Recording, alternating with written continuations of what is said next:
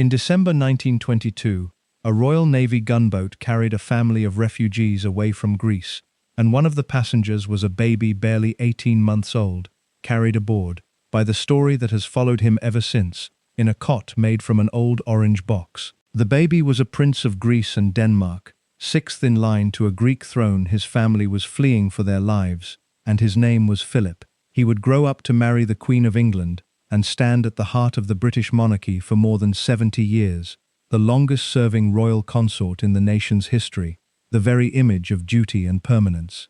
But the man the world came to know, the gruff, unbreakable Duke of Edinburgh, was built on a foundation that almost no one understood, and it was darker and more broken than the dignified public figure ever let anyone see. This is the story of that foundation. Not the rumors and the tabloid speculation that trailed him through his marriage, the unproven whispers that were never substantiated and that he himself denied. The real story is stranger and sadder than any of that, and it is fully documented, in his own words and the records of his family. It is the story of a boy whose family simply disintegrated around him before he was 10 years old, a mother committed to a psychiatric sanatorium, locked away from her own son for 5 years, a father who drifted off to the south of France with a mistress and died, years later, almost penniless, having barely seen his only boy. 4 sisters who married German noblemen with ties to the Nazi party and vanished into Germany. A 16-year-old boy walking in a funeral procession through a German town, surrounded by Nazi uniforms, burying the sister he loved most. The man who became the rock at the center of the British monarchy was, as a child, one of the most abandoned figures in modern royal history, a boy with no settled home, no present parents, and no country, shuttled between relatives and boarding schools, learning to survive on endurance alone. When he summed up that childhood in later life, he did it in a few flat, unforgettable words. The family broke up. My mother was ill. My sisters were married. My father was in the south of France. I just had to get on with it. You do. One does. If you want to understand the real Prince Philip, the wounds underneath the armor, the truth the dignified public man spent a lifetime not discussing, then subscribe now, because the story of how he was made is far more disturbing than the legend ever admitted, and it explains almost everything about the man he became. He learned, before he was 10, that the people who were supposed to love you could simply disappear. He spent the rest of his life making sure he never depended on anyone that way again. If you're enjoying this story so far, don't forget to hit the like button and subscribe. Drop a comment telling me where in the world you're watching from. I love hearing from you. He was born on a dining room table, on a Greek island, into a family that would lose almost everything within a year of his birth, and the precariousness of that beginning set the pattern for everything that followed. There was nothing settled about Philip's entry into the world, nothing secure, and the security he would later seem to embody as the Queen's consort was something he had to build for himself out of the wreckage of a childhood that gave him none. Philip was born on the 10th of June, 1921, at Mon Repos, a villa on the island of Corfu that was the summer home of the Greek royal family. The detail about the dining room table is not invention. The villa had no proper medical facilities, and the birth took place on the table in the dining room, a fittingly improvised start for a life that would be defined, in its early years, by improvisation and flight. He was the 5th child and the only son of Prince Andrew of Greece and Denmark and Princess Alice of Battenberg, and he had 4 older sisters, Margarita, Theodora, Cecily, and Sophie, all of them considerably older than the late arriving boy. At his birth, he was a prince of both Greece and Denmark, 6th in line to the Greek throne, a member of a royal family that seemed, on the surface, to be securely established. The surface was a lie. Within 18 months, the family would be refugees. The Greece into which Philip was born was a country in turmoil, lurching through war and political collapse, and the royal family was dangerously exposed to the consequences. His father, Prince Andrew, was a professional soldier, a general in the Greek army, and he had the misfortune to be a senior commander during a catastrophic military defeat in the war between Greece and Turkey. In the recriminations that followed the disaster, the Greek monarchy was overthrown, Philip's uncle King Constantine was forced to abdicate, and the army officers responsible for the defeat were put on trial. some of them executed.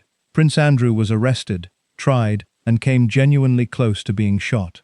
He was saved, by most accounts, only by the intervention of foreign powers, including a British rescue mission, and in December 1922, the family was evacuated from Greece aboard a British warship, fleeing into exile with their lives, but very little else. It was during that flight that the baby Philip was carried aboard in the makeshift cot fashioned from an orange box, the image that has come to symbolize the whole precariousness of his origins. The future husband of the Queen of England began his life as a refugee infant, smuggled out of a country that had nearly executed his father, with no home, no settled future, and a family already beginning to fracture under the strain. The royal security that the world would later associate with Philip was the opposite of what he was actually born into.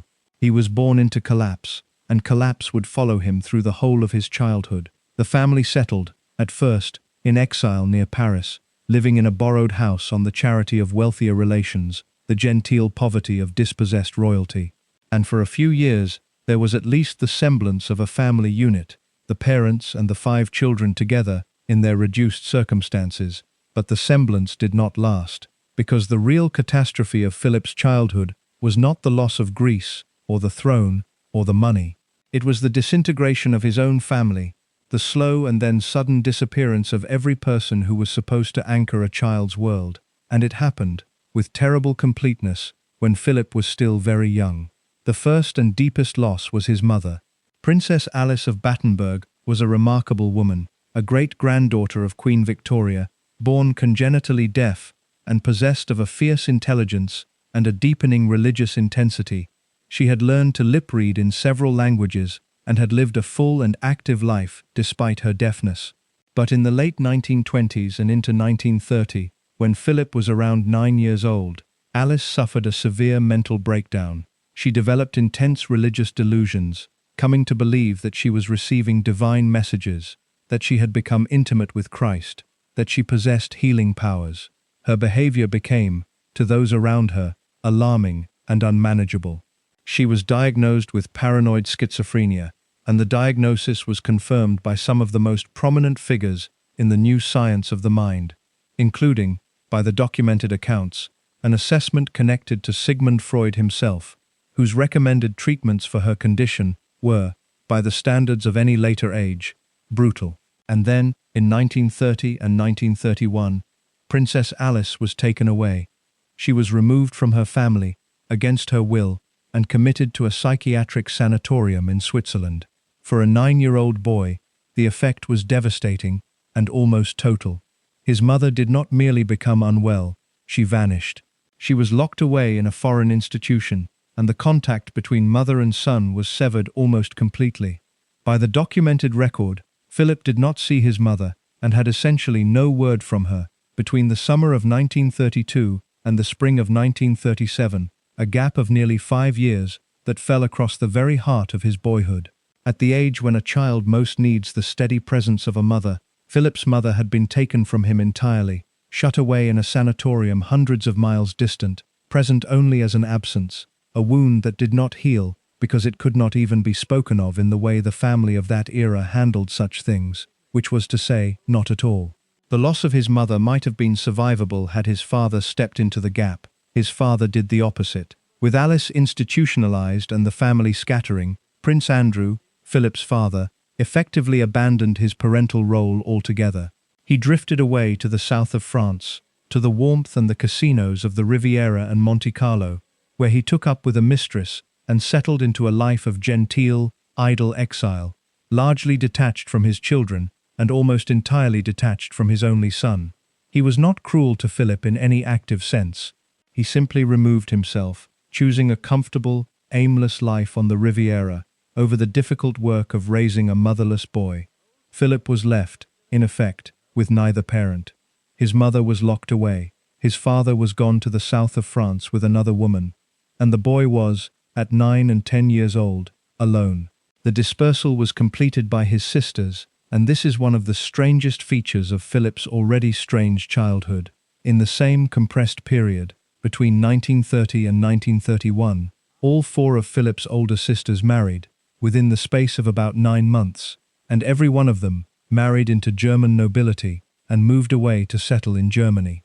In the span of a single year, the boy lost not only his mother and his father, but all four of his sisters as well, the older siblings, who might have provided some continuity, some sense of family, in the absence of his parents. They married, they left, they were gone to another country. And Philip, the youngest, the only boy, was left behind in a family that had simply ceased to exist as a functioning unit, every member who was supposed to care for him removed in the same brief, devastating span of time. What does a child do when his entire family disappears at once?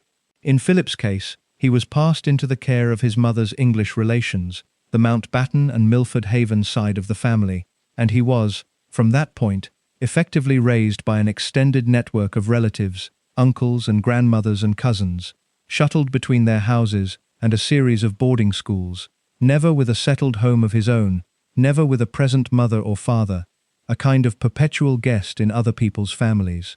He was sent to school in England, then briefly to Germany, then to the austere Scottish boarding school of Gordonston, founded by a Jewish educator who had fled Nazi Germany. He spent his holidays being passed from one relative to another. He had no home in the way that other children have a home, no fixed place that was his, no parents to return to. He had only the kindness, real but inevitably limited, of relatives who took in the displaced boy and did their best. And Philip, by every account, responded to this devastation in the way that would define his entire character. He did not collapse. He did not, at least visibly, grieve or rage or break. He hardened. He learned, very young, to rely on no one but himself, to expect nothing from anyone, to wall off the wounds and present to the world a tough, self-sufficient, unsentimental surface. The boy whose family had vanished taught himself to need no family, to be independent to the point of emotional armor, to get on with it, in his own later phrase, because there was no alternative. The famous gruffness of the adult Prince Philip, the bluntness, the refusal of self-pity, the almost aggressive self-reliance, was forged here, in the abandonment of his childhood, as the survival strategy of a boy who had learned that the people who were supposed to love you could simply disappear, and that the only safe thing was to depend on no one at all. This is the foundation that almost no one saw beneath the dignified public figure, and it is the key to understanding everything that came after. But the abandonment was not even the worst of it, because the scattering of his sisters into Germany, in the early 1930s, carried his family directly into the orbit of the rising Nazi regime, and the darkest single episode of Philip's childhood was still to come. In a German town in 1937, at the funeral of the sister he loved most, surrounded by the uniforms and the salutes of Hitler's party. Of his four sisters, Philip was closest to Cecily. She was the third of the girls, warm and lively, and in the fractured landscape of his childhood, she was one of the few figures who offered him something like steady affection. When his mother was locked away and his father was gone to the Riviera, Cecily was one of the people who still cared for the displaced boy, who had him to stay, who functioned, as far as anyone did, as family. And so it matters enormously, in understanding the wounds Philip carried, that Cecily died young, violently, and in circumstances that pulled the 16-year-old boy directly into the heart of Nazi Germany at the moment of its rising power. To understand the funeral, you have to understand the marriages that led to it, and those marriages are among the most documented and most uncomfortable facts of Philip's family history. When his four sisters married into German nobility in the early 1930s, they married into families that would, as the decade went on, become entangled with the Nazi regime to varying and significant degrees. This was not an accident of a single bad match. It was the pattern of an entire class. The German princely families into which Philip's sisters married were part of an aristocracy that, in large numbers, accommodated itself to Hitler's rise, and several of the men his sisters married became members or supporters of the Nazi Party. Cecily herself, by the documented record, and her husband, Georg Donatus, the hereditary Grand Duke of Hesse, both became members of the Nazi Party. Philip's sisters, the women who had been part of his own family, were now married into the German elite that was making its peace with, and in some cases actively joining, the Third Reich. This is a fact that the British monarchy spent decades preferring not to discuss, and the reasons are obvious. The husband of the Queen of England, the consort at the heart of the British royal family, had 4 sisters who married German aristocrats, several of them with direct Nazi affiliations, at the very moment when Britain was moving toward a war for its survival against Hitler's Germany. It was an embarrassment of the first order, and it was handled, for most of Philip's life, with silence. But the silence does not change the documented facts. Philip's closest blood relatives, his own sisters, were married into the Nazi-era German aristocracy, and the consequences of that reached into his life in the most painful possible way in the autumn of 1937. In November 1937, Cecily, who was then heavily pregnant, boarded a small aircraft with her husband Georg Donatus, her mother-in-law, and her 2 young sons, to fly to London for a family wedding. The plane ran into thick fog over Belgium, near the city of Ostend, and in the attempt to land in those conditions, it struck a factory chimney and crashed, killing everyone aboard. Cecily, her husband, her mother-in-law, and her 2 little boys were all killed. There was a particularly horrifying detail that emerged from the wreckage. Among the dead was a newborn infant, and the evidence suggested that Cecily, who had been pregnant, had gone into labor during the flight, perhaps brought on by the emergency, so that the disaster claimed not only the family, but a child born into the middle of a plane crash. The whole family, in a single instant, in the fog over Belgium, was destroyed. For Philip, 16 years old, away at school, the news was a hammer blow.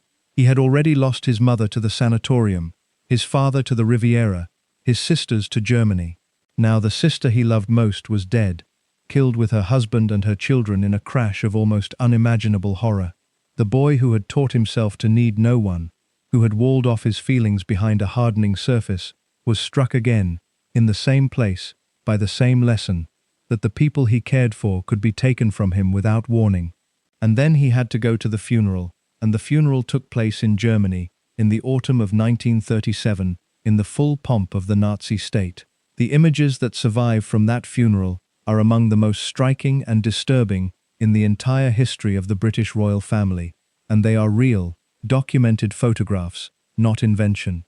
Cecily and her family were buried in Darmstadt, in Germany, and the funeral was attended by the leading figures of the German aristocracy and the Nazi regime, because the family was prominent and the deaths had shocked German society. The funeral procession moved through the streets of Darmstadt lined with mourners, and among the mourners, in the procession itself, walked the 16-year-old Philip, Prince of Greece and Denmark, the future husband of the Queen of England, and he walked surrounded by Nazi uniforms. The photographs show the boy in a dark coat, walking in a column of men in the military uniforms of the Third Reich, with Nazi banners and swastikas in evidence, and, by the accounts that accompany the images, Nazi salutes being given around him. The future Duke of Edinburgh, grieving his beloved sister, walked her funeral procession through a German town in the company of high-ranking members of Hitler's party. It is essential to be fair and precise about what these images mean, because they have been used, at times, to insinuate things about Philip that are not true. Philip himself was not a Nazi, and there is no evidence whatever that he held Nazi sympathies. He was a 16-year-old boy, attending the funeral of his sister, walking where the funeral procession required him to walk, surrounded by the regime that his sister's adopted country had become. He was, within 2 years, serving in the British Royal Navy and fighting against that very regime in the Second World War, risking his life for Britain against the Germany his sisters had married into. The funeral photographs do not show a Nazi. They show a grieving boy trapped, by the accident of his family's marriages, inside a scene of Nazi pageantry, a boy whose family had scattered into a Germany that was becoming something monstrous, and who had to stand among its symbols to bury the sister he loved. The horror of the image is not that Philip was a Nazi. It is that his shattered family had carried him, against everything he would later stand for, into the heart of the regime he would soon fight. But the episode left its mark, and it deepened the strangeness and the difficulty of Philip's position for the rest of his life. He was a man with German blood and German relatives and a German family history, marrying into the British royal family in the immediate aftermath of a war against Germany. His sisters, because of their Nazi associations, were not invited to his wedding to Princess Elizabeth in 1947, a deliberate exclusion designed to avoid the embarrassment of German Nazi-connected aristocrats at the heart of a British royal occasion so soon after the war. Think of what that meant for Philip. At his own wedding, the most important day of his life, the day he finally gained the family and the home and the belonging he had been denied since childhood, his own sisters, the surviving members of his blood family, were kept away because of the political contamination they carried. He had lost his family to scattering and death and madness, and now the remnant of it was excluded from his wedding by the politics of the war. The boy who had been abandoned by his family was, at his moment of greatest joy, still being separated from what remained of it. The 1937 plane crash and the funeral among the swastikas, then, are not merely a dramatic episode in Philip's childhood. They are the point at which his two great wounds met, the abandonment and the politics, the loss of his family and the toxic German entanglement that loss had carried them into. He had lost his mother to madness, his father to indifference, his sisters to Germany, and now the sister he loved most to a horrific death, and he had to grieve her surrounded by the symbols of the regime that would soon threaten the country he was about to serve. It is difficult to imagine a more disorienting position for a 16-year-old, and the fact that Philip emerged from it not as a broken man, but as a disciplined, capable naval officer, and then as the dutiful consort of the Queen, is a measure of the hardness he had built around himself, the armor that his catastrophic childhood had forced him to construct. There is one more loss to record from these years, because it completed the devastation. In 1938, the year after Cecily's death, Philip's uncle and effective guardian, George Mountbatten, the Marquess of Milford Haven, the man who had taken on much of the responsibility for the abandoned boy and provided him with something like a stable male presence, died of cancer. He was the closest thing Philip had to a father in those years, the relative who had stepped up when his real father drifted away to the Riviera, and now he too was gone, taken by illness, removing yet another of the few stable figures in Philip's fractured world. By the time he was 17, Philip had lost, in one way or another, his country, his mother, his father, all four of his sisters to Germany, the sister he loved most to a plane crash, and the uncle who had served as his guardian to cancer. There can have been very few children of his rank, or any rank, who had endured so total a dismantling of their family by the age of 17. What saved him, in the end, was not a person but an institution, and it was the institution that would define the rest of his life before the monarchy claimed him. It was the Royal Navy, because at the very moment when his family had been most completely destroyed, Philip found, in the disciplined, structured, demanding world of the Navy, the order and the belonging and the purpose that his childhood had denied him. The Navy gave him a home of sorts, a set of rules to live by, a place where he could excel on his own merits rather than depend on a family that had vanished. He entered the Royal Naval College at Dartmouth, and he thrived there, and the Navy became the making of the adult Philip, the structure that contained and channeled the hard, self-reliant character that his abandonment had forged. And it was at Dartmouth, in July 1939, on the eve of the war, that the displaced, abandoned Prince of Greece would meet, for the first time as something more than a distant cousin, the 13-year-old girl who would one day make him the consort of a queen and give him, at last, the family he had lost. The Royal Navy gave Philip what his family never had. It gave him structure, a code to live by, a hierarchy that rewarded competence rather than connection, and a place where a displaced prince with no money and no settled home could prove himself entirely on his own merits. For a young man whose whole childhood had been an exercise in instability, the Navy was the first solid ground he had ever stood on, and he took to it with the focused intensity of someone who had finally found something he could rely on. It would shape him as profoundly as his broken childhood had, and the two together, the wound and the discipline that healed it, made the man. He entered the Royal Naval College at Dartmouth in 1939, and he excelled. He was, by every account of his time there, an outstanding cadet, capable, energetic, and quick, marked out by his instructors as a young man of real ability and real promise. The judgment of his superiors was unambiguous. His uncle, Lord Mountbatten, would later make a striking claim about Philip's naval potential, suggesting that had Philip not given up his career to marry the future queen, he might well have risen to become First Sea Lord, the professional head of the entire Royal Navy, the position Mountbatten himself attained. Whether or not that prediction would have come true, it captures the regard in which the young Philip was held. He was not a dilettante prince playing at a naval career. He was a genuinely gifted officer, on a path that could have carried him to the very top of the service, and the Navy was, for the first time, a world in which he belonged completely and succeeded on his own terms. It was at Dartmouth, in July 1939, that the meeting took place that would redirect the entire course of his life. King George VI was visiting the Royal Naval College with his wife and his two daughters, Princess Elizabeth, then 13 years old, and her younger sister Margaret. Philip, a handsome and confident 18-year-old cadet, a distant cousin of the royal family, was assigned the task of helping to entertain the two young princesses during the visit. They had met before, briefly, at family occasions, but this was different. The 13-year-old Elizabeth, by the accounts that have come down, was immediately and lastingly taken with the striking, athletic, self-assured young cadet. She watched him, she remembered him, and the impression he made on her that day at Dartmouth did not fade. From the perspective of the girl who would become queen, the meeting at Dartmouth was the beginning of a lifelong love. It is worth pausing on the contrast between the two of them, because it illuminates what Philip would later gain from the marriage, and why it mattered so much to him.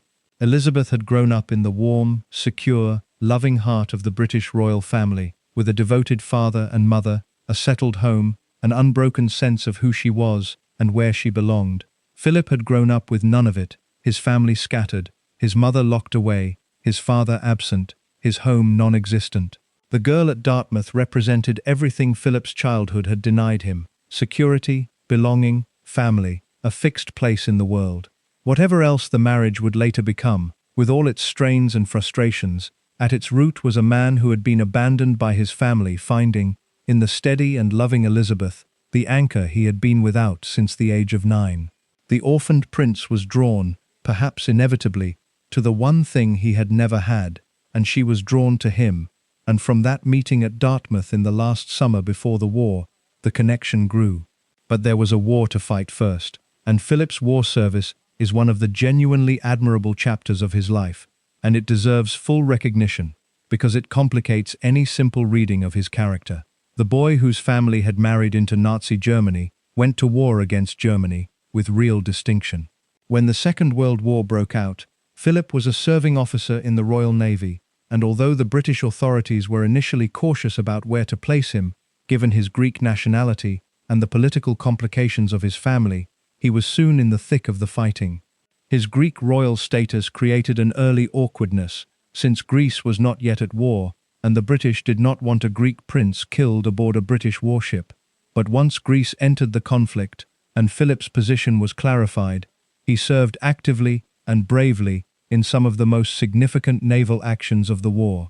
His war record was genuinely distinguished. He served in the Mediterranean and elsewhere, and he was present and active at the Battle of Cape Matapan in 1941, a major British naval victory over the Italian fleet, where Philip, in charge of his ship's searchlights, played a real part in the night action that allowed British guns to destroy enemy cruisers. He was mentioned in dispatches for his conduct, a formal recognition of bravery and skill in action. He served on convoy escort duty in the dangerous waters where German submarines hunted the ships that kept Britain supplied. He was present, aboard a British destroyer in Tokyo Bay, at the Japanese surrender that ended the war in 1945. By the end of the conflict, he had become one of the youngest first lieutenants in the Royal Navy, a serving officer of proven courage and ability, who had fought through the war for the country he was not yet part of. The man who would be accused, through the family connections he could not control, of German and Nazi associations, had in fact risked his life fighting Germany and its allies for 6 years, and his war service was his own answer, written in action, to the accident of his sister's marriages. The war years also deepened the strange and painful complexity of his family situation, because while Philip fought for Britain, his blood relatives were on the other side, or caught in the middle. His sisters and their husbands were in Germany, some of them serving the German cause. His mother, Princess Alice, having recovered from her breakdown, had returned to Greece, where she lived through the German occupation of Athens, and there she performed the act that would redeem the family's name and stand in the starkest possible contrast to the Nazi associations of her daughters. Alice sheltered a Jewish family in her home in occupied Athens, hiding them from the Nazis at genuine risk to her own life, an act of quiet, deep moral courage that would later see her honored at the Yad Vashem Holocaust Memorial as one of the righteous among the nations. So while Philip fought the Germans at sea, his mother defied them in Athens, and his sisters lived among them in Germany, the family scattered across the warring sides of the conflict, its members on the deck of a British warship, in hiding with persecuted Jews, and inside the German aristocracy, all at once. There can be few families so completely torn across the lines of the Second World War. His father, meanwhile, died as he had lived in his later years, alone and adrift. Prince Andrew, Philip's absent father, had remained in the south of France, and when the war cut off Monaco and the Riviera, Philip lost even the limited contact he had maintained with him. Andrew died in Monte Carlo in 1944, in the final stretch of the war, having barely seen his only son for years, and Philip, serving at sea, could not even reach him at the end, because the occupied principality was beyond his reach. His father died almost penniless, the dispossessed prince who had drifted through his exile with his mistress and his small comforts, leaving his son very little but a few personal effects. There was no deathbed reconciliation, no final closing of the distance between the abandoned son and the absent father. There was only the news, reaching Philip at sea, that the father who had drifted away from him when he was a boy had died in the south of France without their ever having repaired what had been broken. It was the final loss of the family of his childhood, the last of the figures from before, gone like all the others, leaving Philip with his self-reliance and his naval career and the growing connection to the princess, who would give him a new family, to replace the one that had so completely disintegrated. By the end of the war, then, Philip stood at a hinge point. Behind him was the wreckage of his origins, the scattered and dead family, the absent father now finally gone, the mother who had been lost and was slowly returning, the sisters trapped on the wrong side of the war, the whole catastrophe of his childhood. Around him was the Navy, the institution that had made him, the career in which he had proved himself and might have risen to the very top.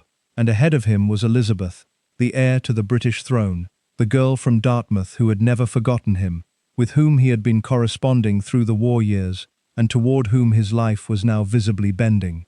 He was a man with a brilliant naval future, a hard-won independence, and a wound where his family should have been, and he was about to make a choice that would give him the belonging he craved at the cost of the career he had built, marrying into the most famous family in the world, and surrendering, in the process, the naval life that had saved him.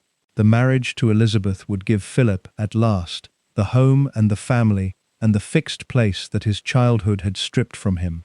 But it would also impose on him a new and different kind of difficulty, because the price of marrying the future queen was the subordination of everything he was, the surrender of his career, his name, even his sense of himself as the head of his own household, to the overwhelming demands of the institution he was marrying into. The abandoned boy who had finally built an independent identity would have to give much of it up to become the queen's consort, and the frustration of that surrender would shape the next phase of his life as deeply as the abandonment had shaped the first. The wedding that gave Philip everything also took almost everything from him, and the contradiction at the heart of that exchange would define the rest of his life. On the 20th of November 1947, Philip married Princess Elizabeth at Westminster Abbey, and in marrying her he gained the family, the home, and the belonging that his shattered childhood had denied him.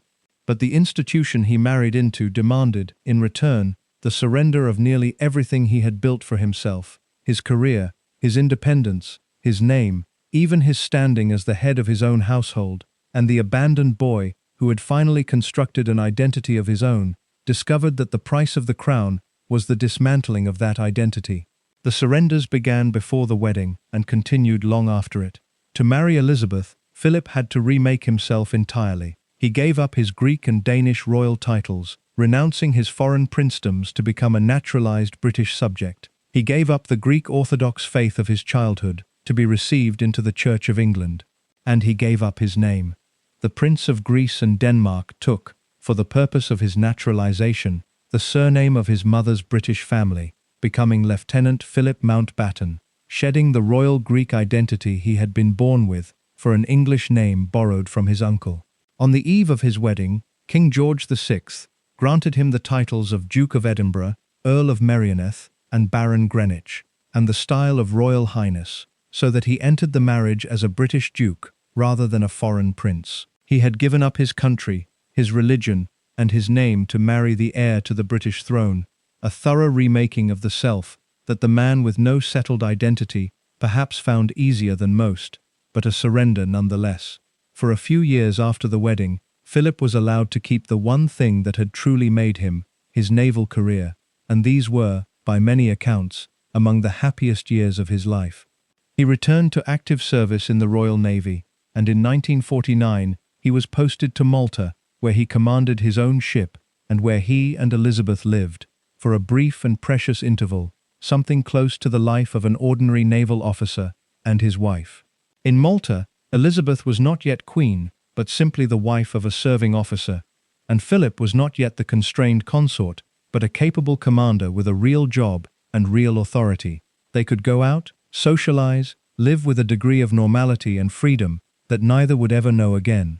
For Philip especially, Malta was a glimpse of the life he might have had, the naval career fulfilling itself, his own identity intact, his marriage and his profession in balance. It did not last, and its ending was the great turning point of his adult life. In February 1952, King George VI died, and everything changed in an instant. Elizabeth, who was abroad in Kenya at the time, became queen, and Philip's life as he had built it ended overnight. His naval career was finished. The Queen's husband could not go on commanding a destroyer in the Mediterranean while his wife reigned over an empire, and so Philip gave up the navy, the institution that had saved him, the career in which he might have become First Sea Lord, the one world in which he had succeeded entirely on his own merits. He surrendered it completely, and he never fully got over the loss. The man who had been an outstanding naval officer, marked for the highest command, became instead the consort, a role with no defined function, no real authority, and no purpose except to support his wife and walk, literally and figuratively, 2 steps behind her. By the documented accounts, it was Philip himself who had to break the news to Elizabeth in Kenya that her father was dead and she was queen, and observers recalled that he looked, in that moment, like a man on whom a great weight had descended, because it had. Her accession was the end of his independence. The role he was left with was, for a man of his energy and ability and pride, a peculiar kind of torment, and the frustrations of it ran through the early decades of the marriage. Philip was an intelligent, capable, dynamic man, accustomed to command, used to succeeding through his own efforts, and he was now placed in a position that offered him almost nothing to command and nothing to succeed at on his own terms. His entire function was to support the Queen. He had no constitutional role, no job, no authority of his own. He was required to walk behind his wife, to defer to her in all public matters, to subordinate himself completely to her position, in an age when the idea of a man subordinating himself to his wife cut against every assumption about how a marriage and a household should work. For a proud and forceful man, raised to self-reliance, who had built a real career through his own ability, the role of permanent second, of the supporter who must never outshine the supported, was a profound and lasting frustration. The frustration found one of its sharpest expressions in a battle over, of all things, a name, and the fight over the family name reveals just how completely Philip was subordinated to the institution. When Elizabeth became queen, the question arose of what the royal house and the royal children would be called. Philip wanted, naturally enough, for his own family name to be carried by his descendants, for the royal house to take the name Mountbatten, the name he had adopted and that his children would otherwise lose. It was the ordinary expectation of any husband and father that his children would bear his name. But the establishment, led by the Queen's grandmother Queen Mary and by the Prime Minister Winston Churchill, was determined that the royal house should remain the House of Windsor, the name established by Philip's wife's family, and that the Mountbatten name should be set aside. The decision went against Philip. The royal house remained Windsor, and Philip's children would not carry his name. He is reported to have protested the decision in bitter terms, complaining that he was the only man in the country not allowed to give his own name to his own children, that he was treated as nothing more than an amoeba, a creature with no identity of its own. The complaint, whatever its exact wording, captures the depth of his frustration.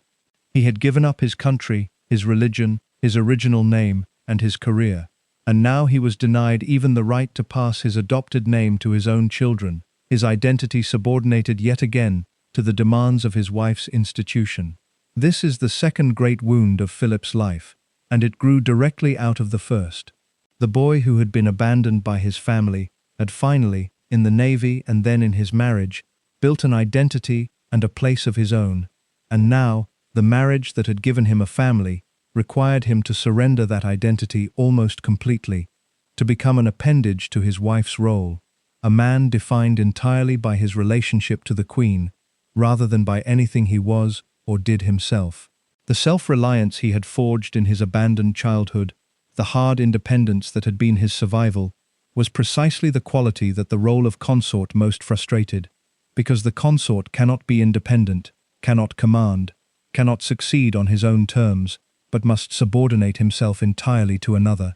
Philip spent the early years of the reign chafing against this, restless and frustrated, a powerful man with no outlet for his power, and the gruffness and the temper and the famous abrasiveness that marked his public character drew, in part, from this deep and lasting frustration with the constrained role he had been forced into.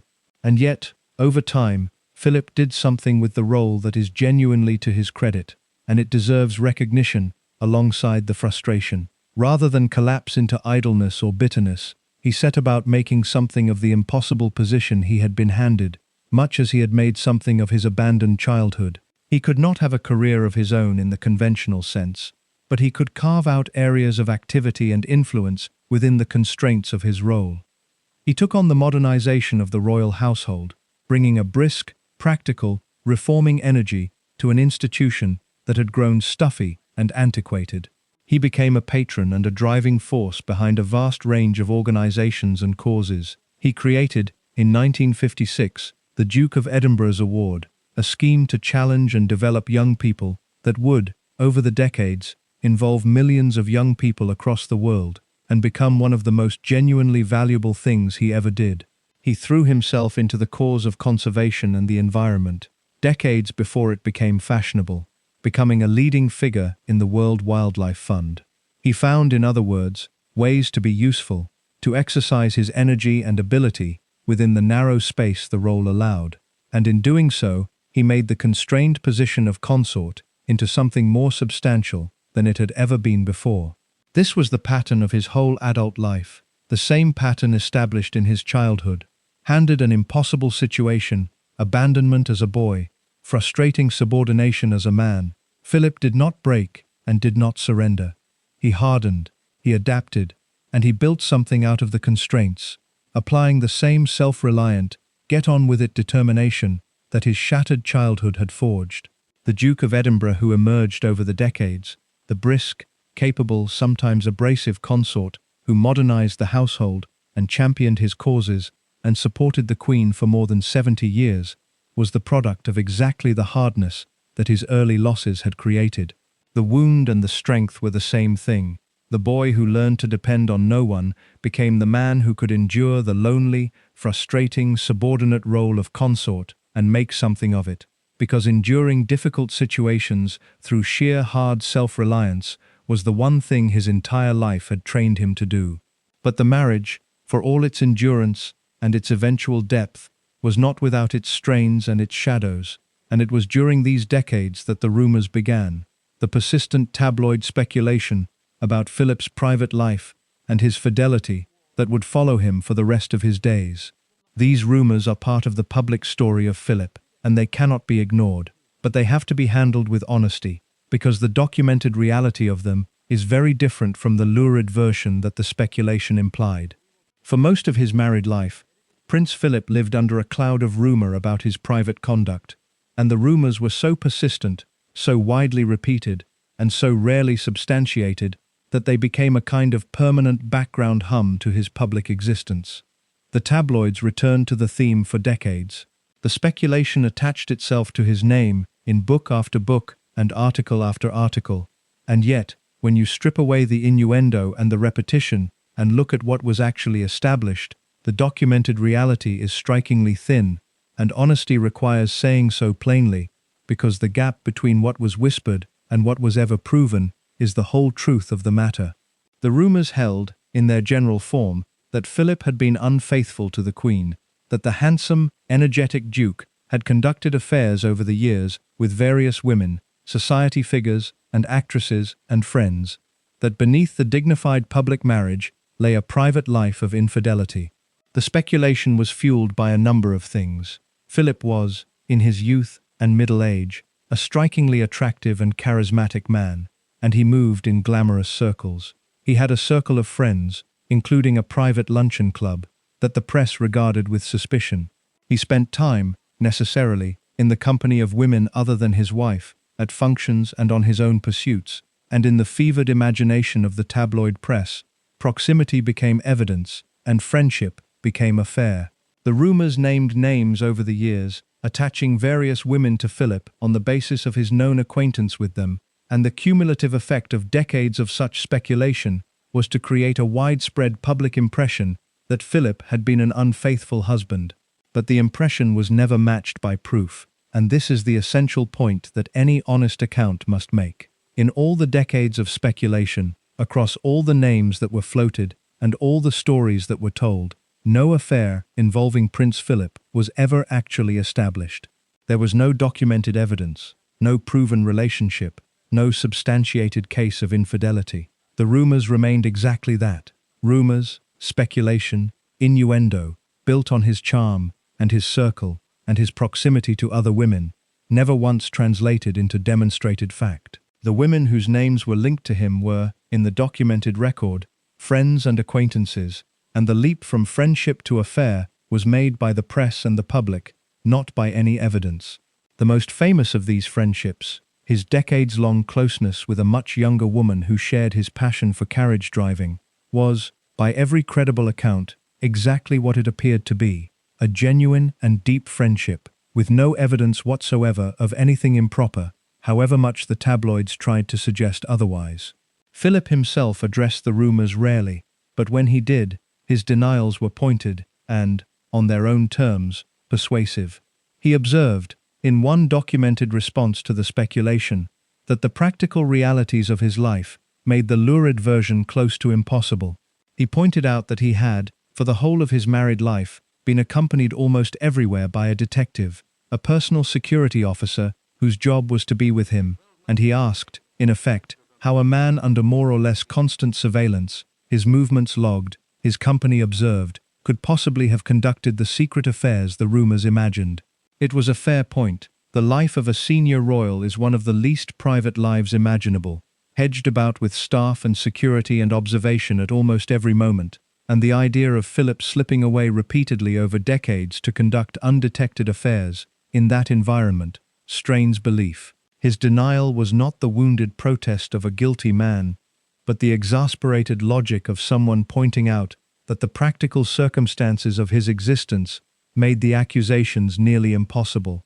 It would be wrong, in the name of fairness, to declare with certainty that Philip was never unfaithful, because the private truth of any marriage is ultimately unknowable to outsiders, and a documentary that respects the evidence cannot claim to know what it cannot know.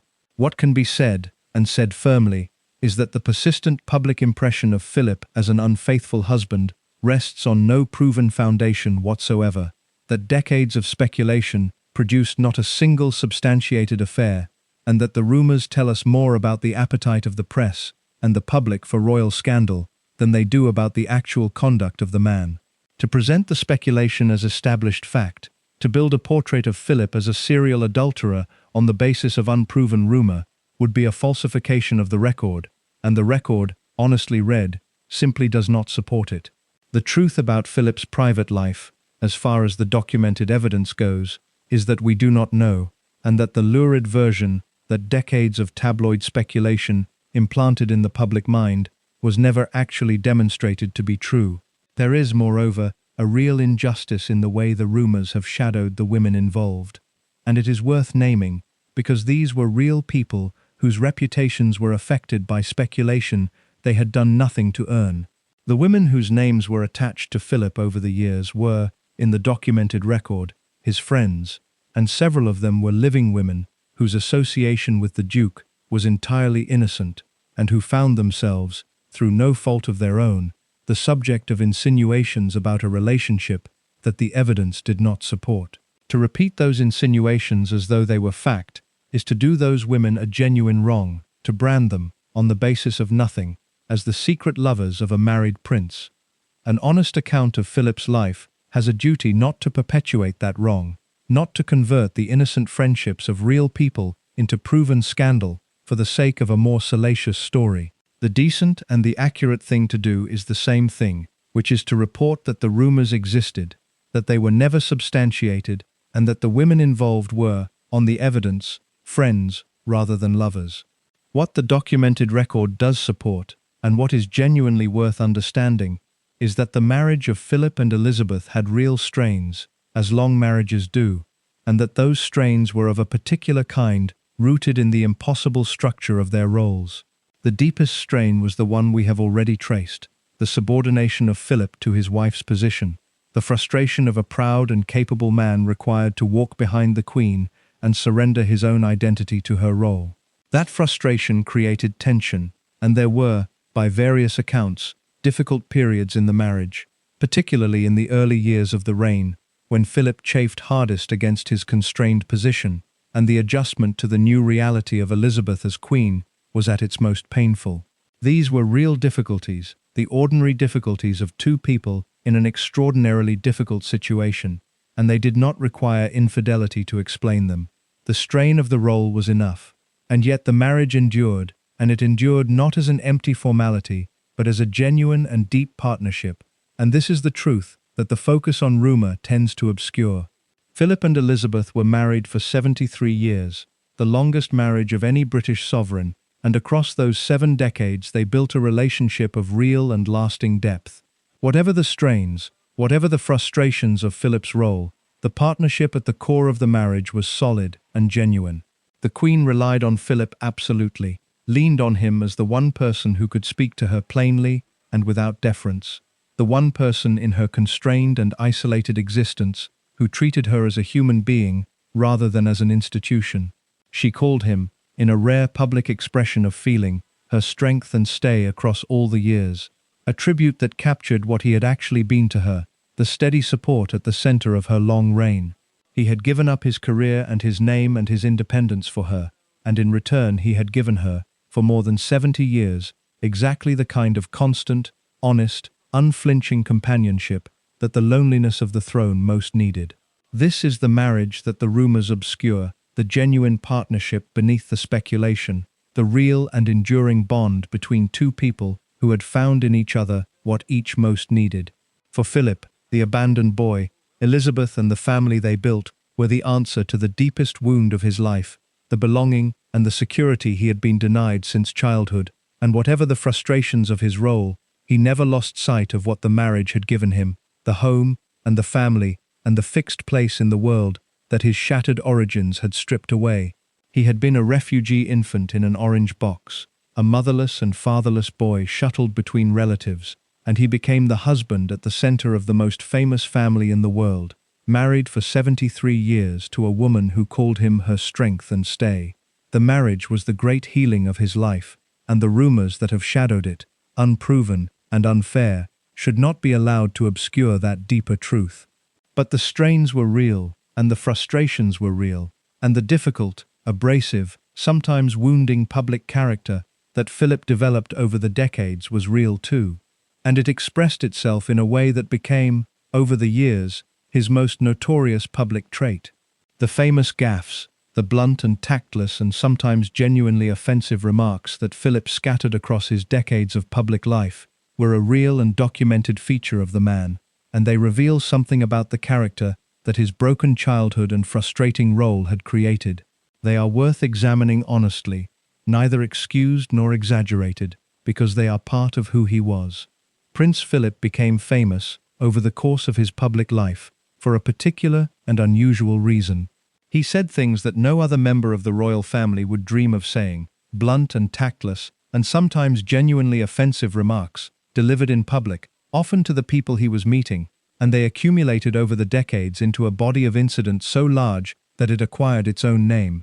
The gaffes. The Duke of Edinburgh's gaffes became a fixed feature of British public life, anticipated, collected, repeated, a running commentary on the consort's apparently bottomless capacity for saying the wrong thing.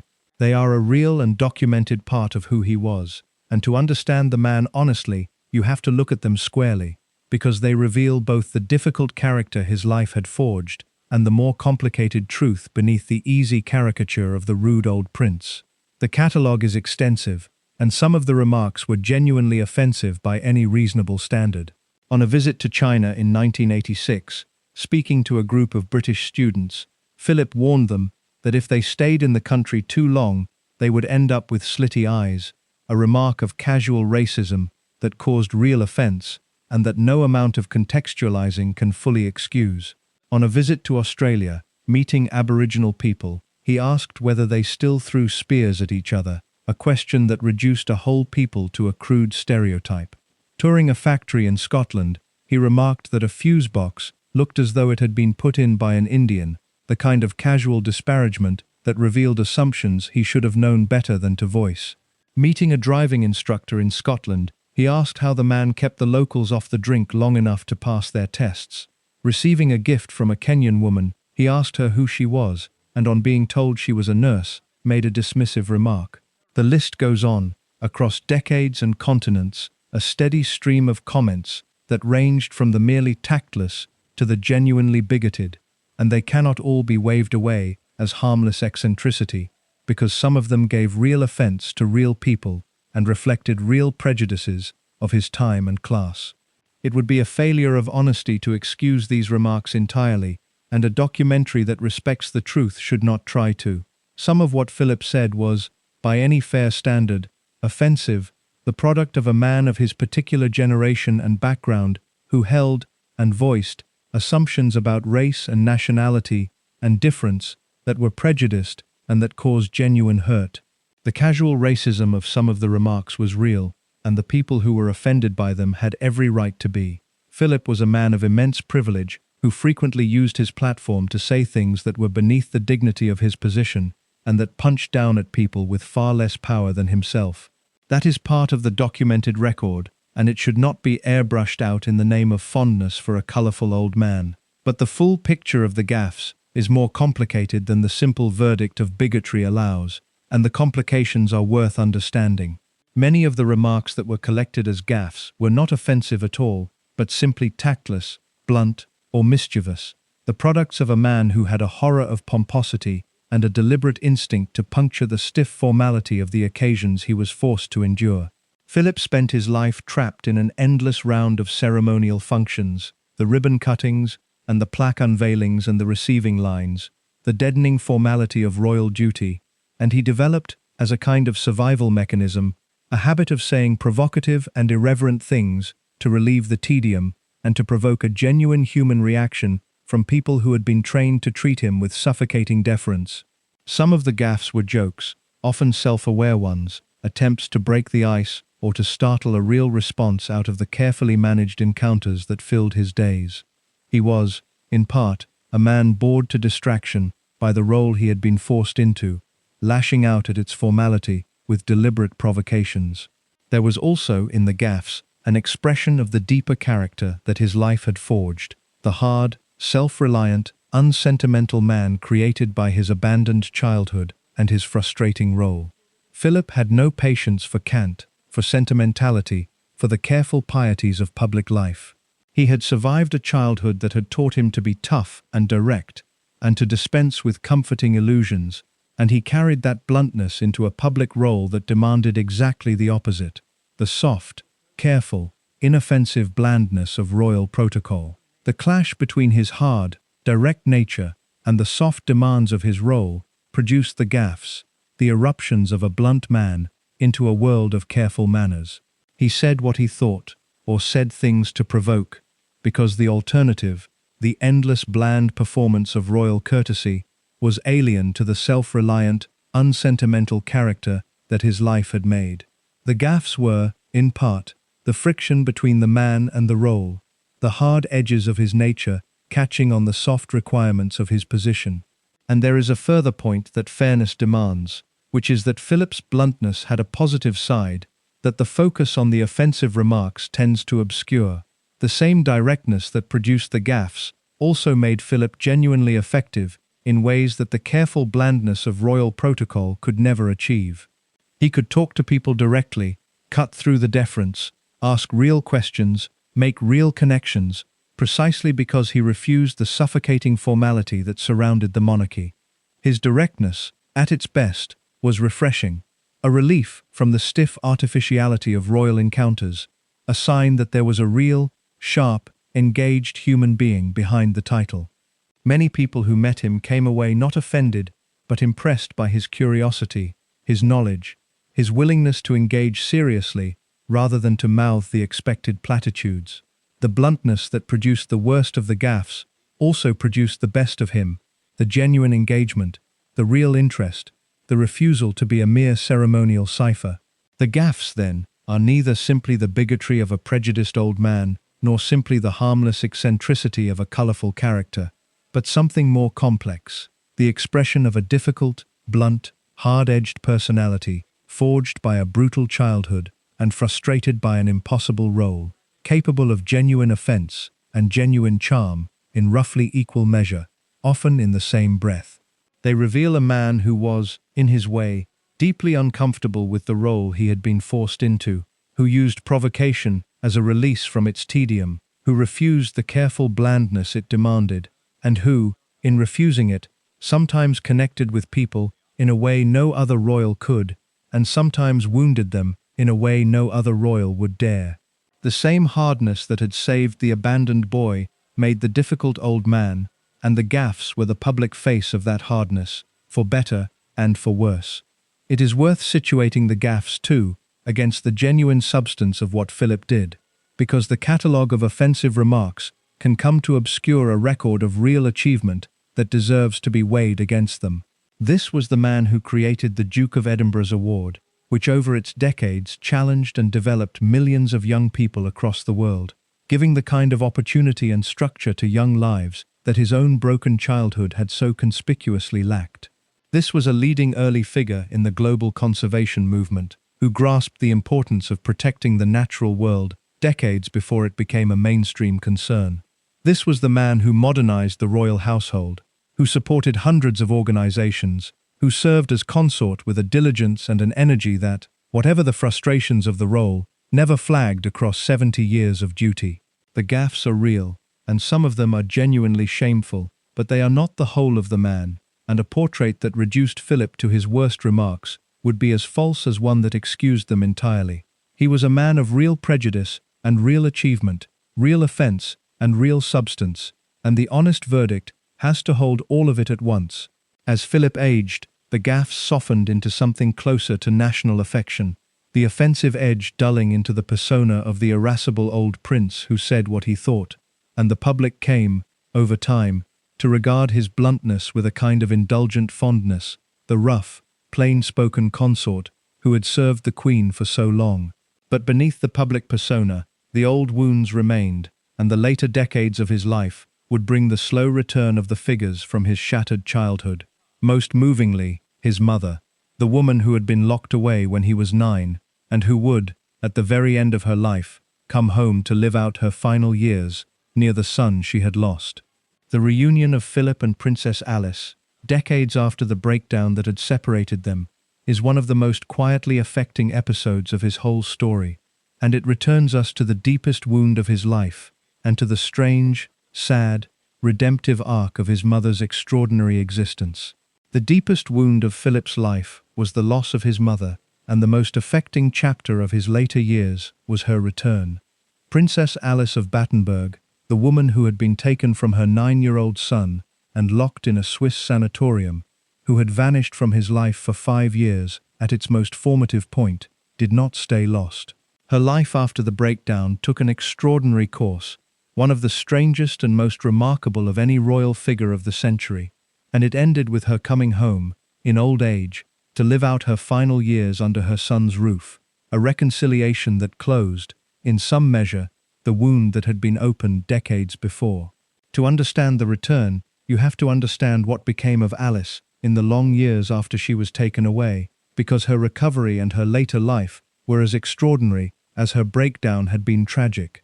After the worst of her illness passed, Alice was eventually released from psychiatric care, and she rebuilt a life that bore almost no resemblance to the one she had lost.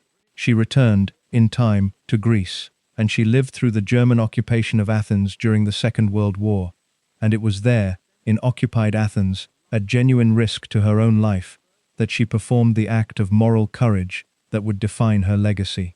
She sheltered a Jewish family in her home, hiding them from the Nazis who were deporting the Jews of Greece to the death camps, using her royal status and the cover of her residence to keep them safe through the occupation.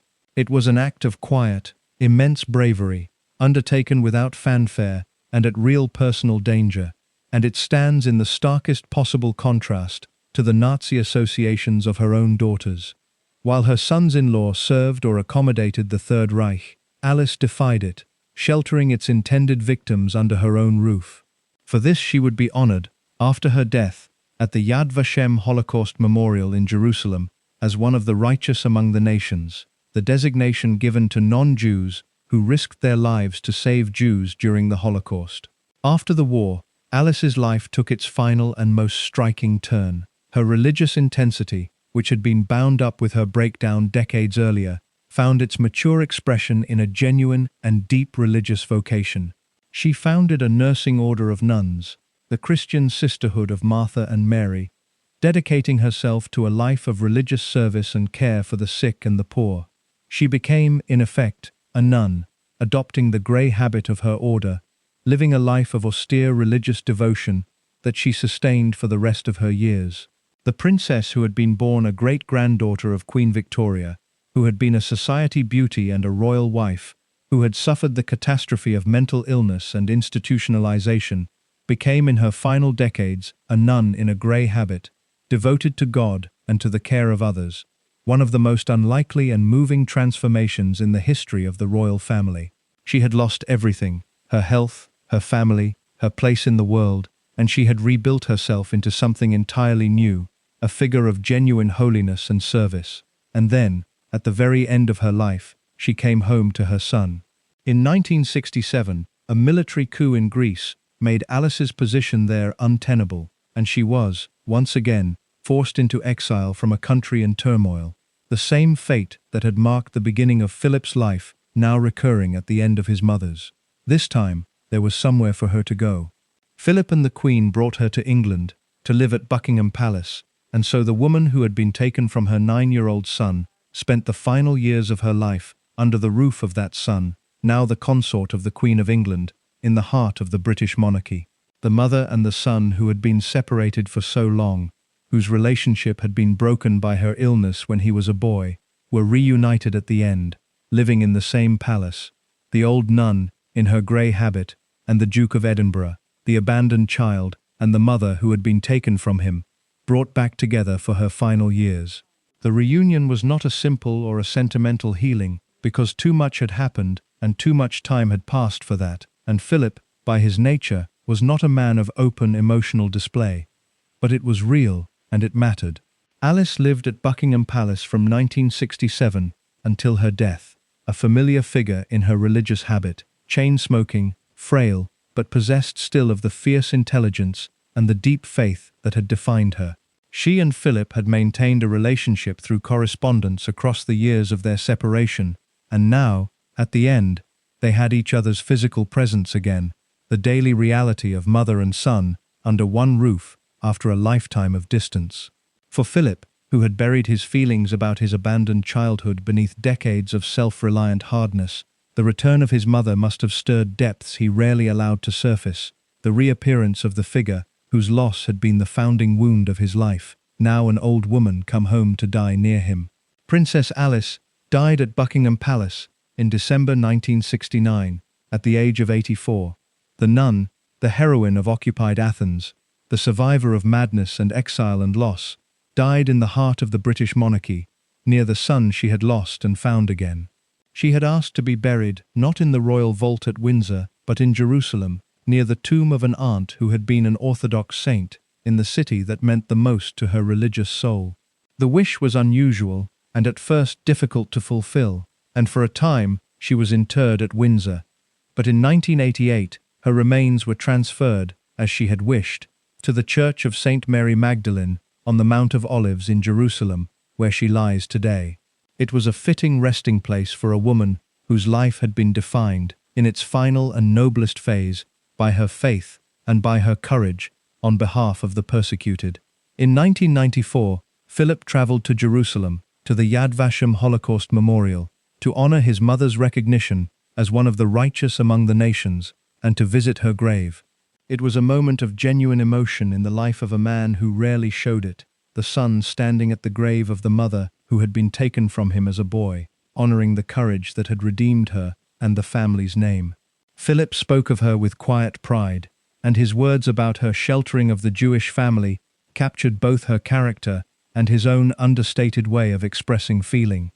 He suspected, he said, that it had never even occurred to her that her action was in any way special, that she had simply done what any decent person would do for fellow human beings in distress. It was a son's tribute to a mother's goodness, delivered in the plain, unsentimental register that was the only one Philip allowed himself, and beneath the plainness lay the depth of feeling of a man honoring, at last, the parent whose loss had shaped his entire life. The return of his mother, and her death, and his eventual pilgrimage to her grave, brought a kind of closure to the deepest wound of Philip's story, the abandonment that had begun when she was taken away from him at 9.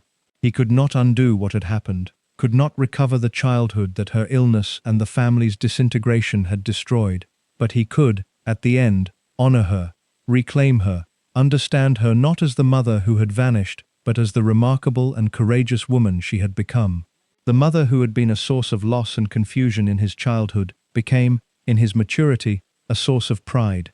The heroine of Athens, the nun of the grey habit, the righteous among the nations. The wound did not close completely, because such wounds never do, but it was transformed, the absence filled, in part, by understanding and by honor. There is a deep and moving symmetry in the arc of Alice's life and Philip's, and it illuminates the whole of his character. Both mother and son had everything taken from them, their country, their family, their place in the world, and both responded not by breaking, but by rebuilding, by enduring, by making something new and substantial out of the wreckage. Alice rebuilt herself from madness and loss into a nun and a heroine. Philip rebuilt himself from abandonment into a naval officer and a consort. Both were defined by an extraordinary capacity to endure catastrophe and to construct, out of its ruins, a life of purpose and service. The son had inherited from the mother, perhaps, the very strength that allowed him to survive what her illness had been part of inflicting on him, the hard, resilient core that let both of them endure what would have destroyed weaker people. In honoring her at the end, Philip was honoring, in a sense, the source of his own resilience, the mother whose loss had wounded him and whose strength he had inherited. The later decades of Philip's own life would bring their own losses and their own slow decline, the deaths of the figures of his generation, the gradual narrowing of a long life, and finally, his own death in 2021 at the age of 99, just short of the century he had nearly reached. And in the manner of his ending, and in the strange echoes between his death and the wider story of his family, there is a final chapter that brings the whole of his extraordinary life into focus. The death of the longest-serving consort in British history, the last act of a man who had begun life as a refugee in an orange box and ended it at the heart of the monarchy he had served for more than 70 years. The man who had begun his life as a refugee with no settled home gave the second half of it to the most relentless schedule of public duty of any consort in British history, and the sheer scale of that service is one of the genuinely remarkable facts of his story. For more than 6 decades, Prince Philip carried out the unglamorous, repetitive, endless work of royal duty, the thousands upon thousands of engagements, the patronages, the tours, the ceremonies, the steady daily labor of supporting the crown. And he did it with a discipline and an energy that never flagged until extreme old age.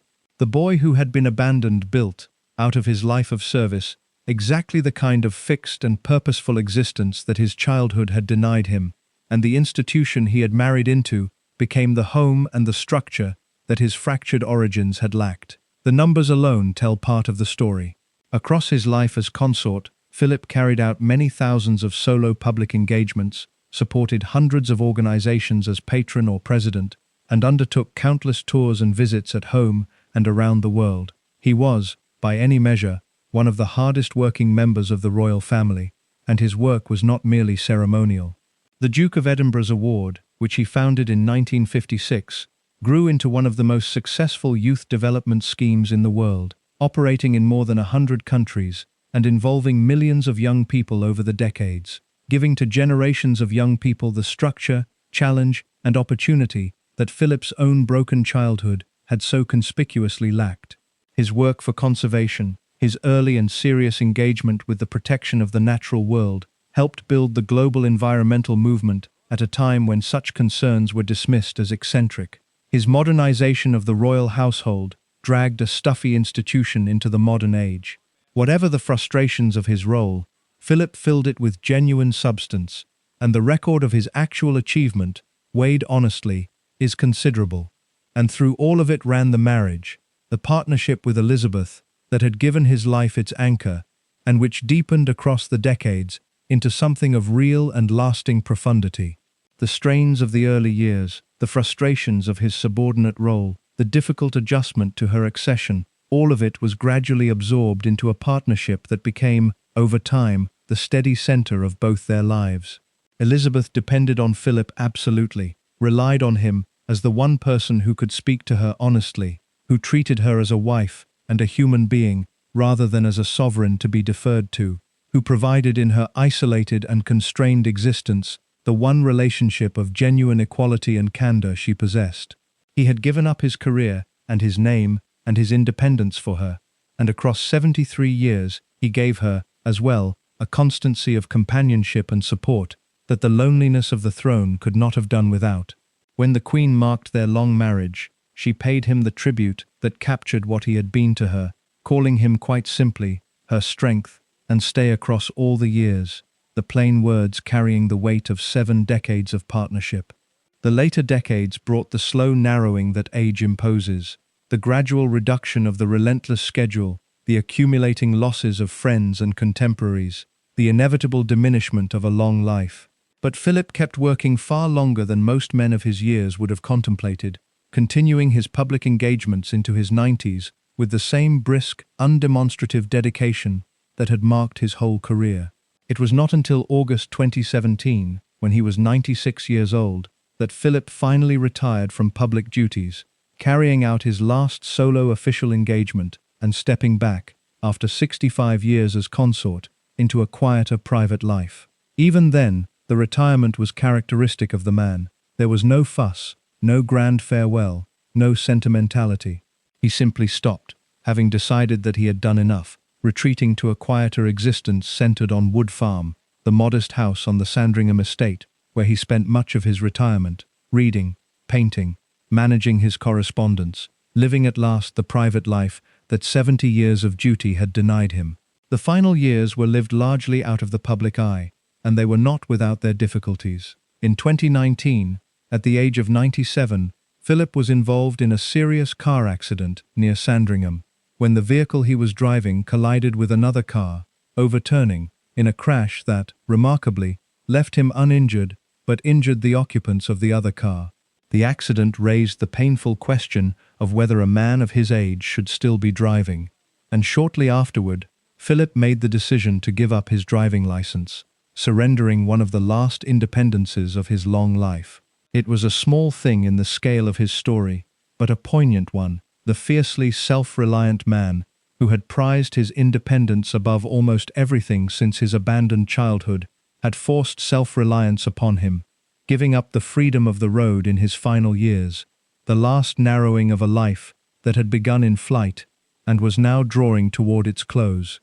Philip's death came in April 2021, and it came quietly, in the manner he would have wanted. He died on the 9th of April 2021, at Windsor Castle, 2 months short of his 100th birthday, having very nearly reached the century that had seemed, in his vigorous old age, almost within his grasp. He died peacefully, at home, with the Queen, his wife of 73 years, nearby.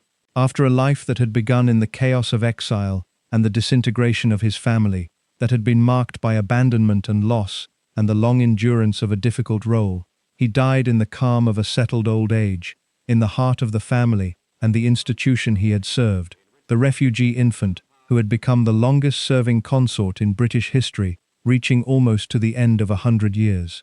His death fell in the middle of the coronavirus pandemic, and the restrictions of that strange and difficult time shaped his funeral in a way that produced one of the most quietly devastating images of the whole royal story. The pandemic rules limited the number of mourners who could attend a funeral, and so the funeral of Prince Philip, which in normal times would have been a great state occasion attended by thousands, was instead a small, restricted ceremony at St. George's Chapel, Windsor, with only around 30 mourners permitted, all of them masked and distanced, according to the regulations that applied to every funeral in the country at that time. The Duke of Edinburgh, consort to the Queen for 70 years, was buried at a ceremony pared down to the same constraints that bound the humblest of his fellow citizens, and there was a kind of fitting dignity in that, the man who had spent his life serving the people of his country sharing, in death, the same restrictions they all endured. The image that captured the moment, and that moved the country profoundly, was of the Queen herself, sitting alone. Because the pandemic rules required distancing even within the chapel, even within the royal family, Elizabeth sat by herself, a small, solitary figure in black, masked, alone in her pew, mourning the husband who had been her strength and stay for 73 years, unable even to be comforted by the physical closeness of her own family, because of the rules that governed the time. The photograph of the Queen sitting alone at Philip's funeral became one of the defining images of the pandemic and of the monarchy, a portrait of grief stripped of all pomp, an old woman who had lost her partner of 7 decades, sitting in solitary mourning, bound by the same constraints as everyone else. After all the grandeur of his life, all the ceremony and the duty and the long service, Philip was mourned by a wife sitting alone in an almost empty chapel, and the image said more about the depth of their partnership and the cost of its ending than any state funeral could have done. The Queen herself would follow him just over a year later, dying in September 2022, and there were many who felt, watching her final months, that the loss of Philip had taken something essential from her, that the partner who had been her strength and stay for 73 years had been, in the end, exactly that, and that his absence left a space that could not be filled. The two of them, who had met when she was a 13-year-old girl, visiting a naval college, and he was a displaced prince with no country, had been bound together for the rest of their long lives, and they were not, in the end, parted for very long. The marriage that had given the abandoned boy his home, and the lonely sovereign her one true companion, ran from Dartmouth in 1939 to Windsor in 2021, more than 80 years from the first meeting to the final parting, one of the longest and most consequential partnerships in the history of the British monarchy. What, then, are we to make of the whole of it? The life that ran from the Orange Box in 1922 to the quiet death at Windsor in 2021, the refugee infant who became the longest-serving consort in British history. The story has been, at every stage, darker and more difficult than the dignified public figure ever let the world see. A story of abandonment and loss, and frustration and endurance, of a man forged by catastrophe into a hardness that was both his strength and his flaw. The final reckoning with that life, with what his broken childhood made of him and what he made of himself, with the wounds and the achievements and the difficult character that grew from both, is what remains. If you're hooked on this story, make sure to subscribe and turn on notifications so you never miss an upload. Your support means everything and helps me bring you more emotional stories like this one. The most searching test of what Philip's broken childhood had made of him was the one every parent faces, the raising of his own children. And here, the documented record is genuinely complicated. because the man who had been so catastrophically failed by his own family became a father whose relationship with his eldest son would itself become a subject of public scrutiny and private pain. The boy who had no father to guide him grew up to be a father, and the question of what kind of father he was, and whether the coldness of his own upbringing reproduced itself in the next generation, runs through the heart of his story. Philip and Elizabeth had 4 children. Charles, the eldest, born in 1948, the heir. Anne, born in 1950, the only daughter, who would grow up to be in many ways the child most like her father, tough, no-nonsense, hard-working, a kindred spirit. Andrew, born in 1960, and Edward, born in 1964. And the relationship that has drawn the most attention, and that reveals the most about Philip as a father, is the one with Charles. Because the two men were temperamentally almost opposite, and the friction between them shaped Charles's childhood in ways that the heir himself would later describe with real pain. The contrast between father and eldest son was stark. Philip was tough, robust, self-reliant, unsentimental, a man who had survived a brutal childhood by hardening himself and who believed, genuinely, that toughness and resilience were the qualities that made a man and prepared him for life. Charles was the opposite, a sensitive, gentle, introspective, easily wounded boy who felt things deeply and who needed warmth and encouragement rather than challenge and toughening. The two of them were, by temperament, badly matched, the hard father and the soft son, and the mismatch produced real difficulty. Philip, by many accounts, found his sensitive son puzzling and at times frustrating, and his instinct, drawn from his own experience, was to toughen the boy up, to push him toward the resilience that had saved Philip himself, an approach that fell on the sensitive Charles as harshness rather than help. The clearest expression of this clash, and the one that has come to symbolize the whole difficult relationship, was the decision about Charles's schooling. Philip insisted that Charles be sent to Gordonston, the austere, demanding Scottish boarding school, where Philip himself had thrived, the Spartan institution of cold showers and hard exercise and character forged through hardship. For the tough, self-reliant Philip, Gordonston had been the making of him, the place where the abandoned boy had found structure and excelled. He wanted the same for his son, but what had suited the thick-skinned father was a poor fit for the sensitive son, and Charles's time at Gordonston was, by his own later account, and by the accounts of those close to him, utterly miserable.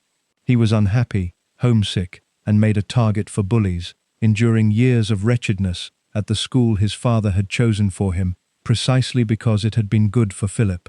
The decision that Philip made out of a genuine belief in the value of the place, drawing on his own experience, inflicted on his son exactly the kind of unhappiness that a more attentive reading of the boy's nature might have avoided.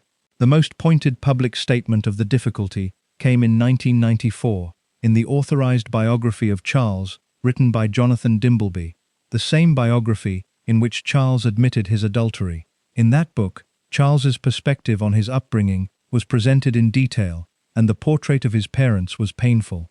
Elizabeth and Philip were depicted as physically and emotionally distant parents, and Philip in particular was criticized for disregarding his son's sensitive nature, for the insistence on Gordonston, for an approach to fatherhood that the sensitive Charles had experienced as cold and unfeeling. The biography put into the public record the heir's sense that his father had failed to understand him, had been harsh where he needed warmth, had pushed and toughened where he needed support. It was a striking thing for the future king's authorized biography to say about his own father, and it shaped the public image of Philip as a cold and difficult parent. Fairness requires holding several things alongside that portrait, because the Dimbleby account, however sincere Charles's feelings, is one perspective on a relationship that others saw differently, and Philip himself felt it was unjust. There is genuine debate about how cold a father Philip actually was. Some who knew the family well disputed the portrait of him as distant and unfeeling, describing a father who was, in his own gruff way, engaged and affectionate, who played with his children, who cared deeply about them, even if he expressed that care in the blunt, undemonstrative register that was the only one he knew. Philip reportedly felt wounded and misrepresented by the Dimbleby portrait, believing that he had done his best as a father and that his efforts had been recast unfairly as cruelty. And there is a real question of perspective in the whole matter, because a tough father pushing a sensitive son toward resilience may genuinely believe he is helping, may be acting out of love rather than coldness, even as the son experiences the pushing as rejection. The truth of the relationship between Philip and Charles is almost certainly more layered than either the portrait of the cold father or the defense of the misunderstood one, a difficult relationship between two badly matched temperaments in which love and damage were thoroughly entangled. What is genuinely striking, and what deserves emphasis, is the way Philip's own broken childhood echoed forward into his fathering. Philip had grown up with a father who was absent, indifferent, drifted off to the Riviera, a father who offered nothing in the way of guidance or presence. And Philip, determined not to be that father, was present, engaged, involved in his children's upbringing in a way his own father never had been.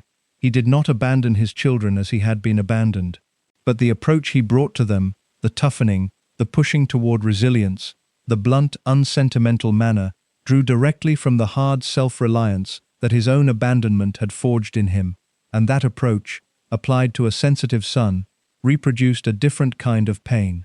Philip avoided his own father's sin of absence, only to commit, in the eyes of his son, the different sin of harshness.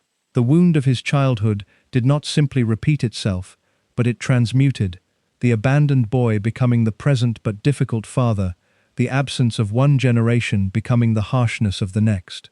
The relationship with Anne, by contrast, showed the other side of Philip as a father, and it is worth recording because it complicates the picture of the cold patriarch. Anne, tough and capable and no-nonsense, was temperamentally her father's daughter, and the two of them had, by all accounts, a warm and close and genuinely affectionate relationship. Anne thrived on exactly the qualities that wounded Charles: the directness, the challenge, the high expectations, the lack of sentimentality. She became, like her father, a famously hard-working and unfussy royal, and she shared his love of horses and his impatience with pretension. The closeness between Philip and Anne demonstrates that he was perfectly capable of being a warm and engaged father to a child whose temperament matched his own, and that the difficulty with Charles arose not from a simple coldness in Philip, but from the specific mismatch between a hard father and a soft son. Philip was not incapable of fatherly warmth. He simply found it difficult to give it in a form that his most sensitive child could receive. The complexity of Philip as a father, then, is the complexity of the whole man, the hard, self-reliant character forged by abandonment, capable of real engagement and real love, but expressing them in a blunt and demanding register that suited some of his children and wounded others. He was present where his own father had been absent, which was to his credit, and harsh where his sensitive son needed warmth, which was his failing, and close to the daughter who shared his nature, which showed the warmth he was capable of. The boy who had been failed by his family did not simply reproduce that failure, but he could not entirely escape the shadow of his own upbringing, and the hardness that had saved him became, for at least one of his children, a source of lasting pain. It is the most human of the chapters in his story, the man trying to be a better father than his own had been, and succeeding in some ways and failing in others, exactly as the damaged so often do. And the figure who stood in the gap, who gave Charles the warmth and guidance that the boy felt he could not get from his own father, was the same man who had shaped Philip's own path into the royal family, the towering and controversial figure of Philip's uncle, Lord Mountbatten, the man the family called Uncle Dickie, whose influence ran through 3 generations of the family, and whose violent death in 1979 would be one of the great traumas of the royal story. No single person did more to shape the course of Philip's life than his uncle, Louis Mountbatten, the man the family knew as Dickie, and no death wounded the family more deeply than his murder. Mountbatten was the great fixer, the ambitious and brilliant and domineering uncle who had taken charge of the abandoned Philip's prospects, steered him toward the navy and toward Elizabeth, and remained a powerful presence in the royal family across 3 generations, until the day in 1979 when the Irish Republican Army blew up his fishing boat and killed him, along with members of his own family. To understand Philip and the family he married into, you have to understand Uncle Dickie. because his hand was on almost everything. Louis Mountbatten was Philip's maternal uncle, the brother of Philip's mother, Princess Alice, and like her he was a child of the Battenberg family that had anglicized its name to Mountbatten during the First World War, to shed its German associations. He was a man of immense ambition, charm, vanity, and genuine ability, who rose to the heights of British public life. He had a distinguished naval career and became, during the Second World War, the Supreme Allied Commander of Southeast Asia Command. After the war, he was appointed the last Viceroy of India, presiding over the British withdrawal and the partition of the subcontinent into India and Pakistan in 1947, a role that made him a figure of historic importance and lasting controversy, since the partition was accompanied by communal violence on a horrific scale. He later became First Sea Lord, the professional head of the Royal Navy, the very position he claimed his nephew Philip might have reached. He was, by any measure, one of the most important British figures of the 20th century, and he was also, by many accounts, ambitious, self-promoting, and determined to advance the interests of his family and his name. It was Mountbatten who effectively took charge of the abandoned Philip's future. When Philip's family disintegrated and the boy was left without parents to guide him, it was the Mountbatten side of the family, including Dickie and Philip's grandmother, who took responsibility for him, and it was Dickie above all who shaped the young man's path. He steered Philip toward the Royal Navy, the institution that would make him. He promoted, by many accounts, the match between Philip and Princess Elizabeth, recognizing the extraordinary opportunity it represented for his nephew and for the Mountbatten name. Some have argued that Mountbatten orchestrated the relationship with a calculating eye to his family's advancement, positioning his handsome, capable nephew in the path of the future queen.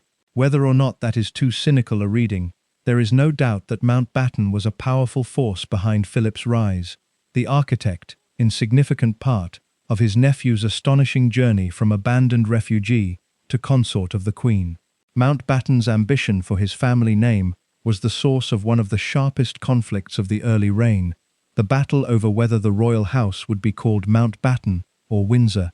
When Elizabeth became queen, Mountbatten reportedly boasted, with characteristic vanity, that the House of Mountbatten now reigned, that his family name would become the name of the British monarchy through Philip's marriage. The boast got back to the old Queen Mary, who was horrified at the idea of the upstart Mountbatten name supplanting the House of Windsor, and she set in motion the establishment resistance that, with Churchill's backing, ensured the royal house remained Windsor and Philip's name was set aside.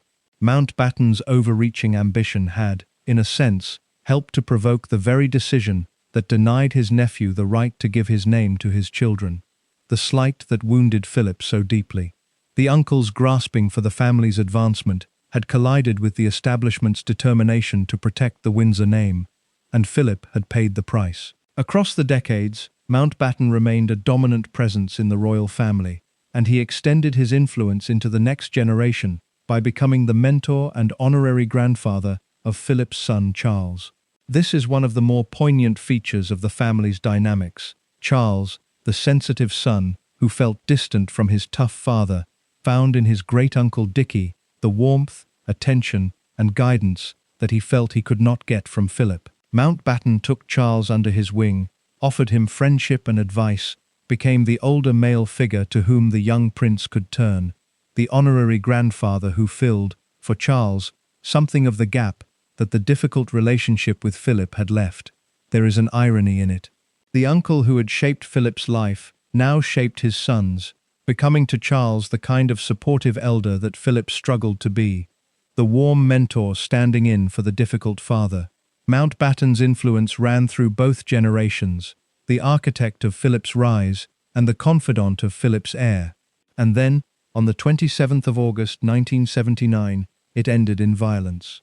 Mountbatten was on holiday at his estate in County Sligo, in the Republic of Ireland, where the family had long spent their summers, and that morning he set out on his fishing boat, the Shadow V, from the harbour at Mullimore, with members of his family aboard.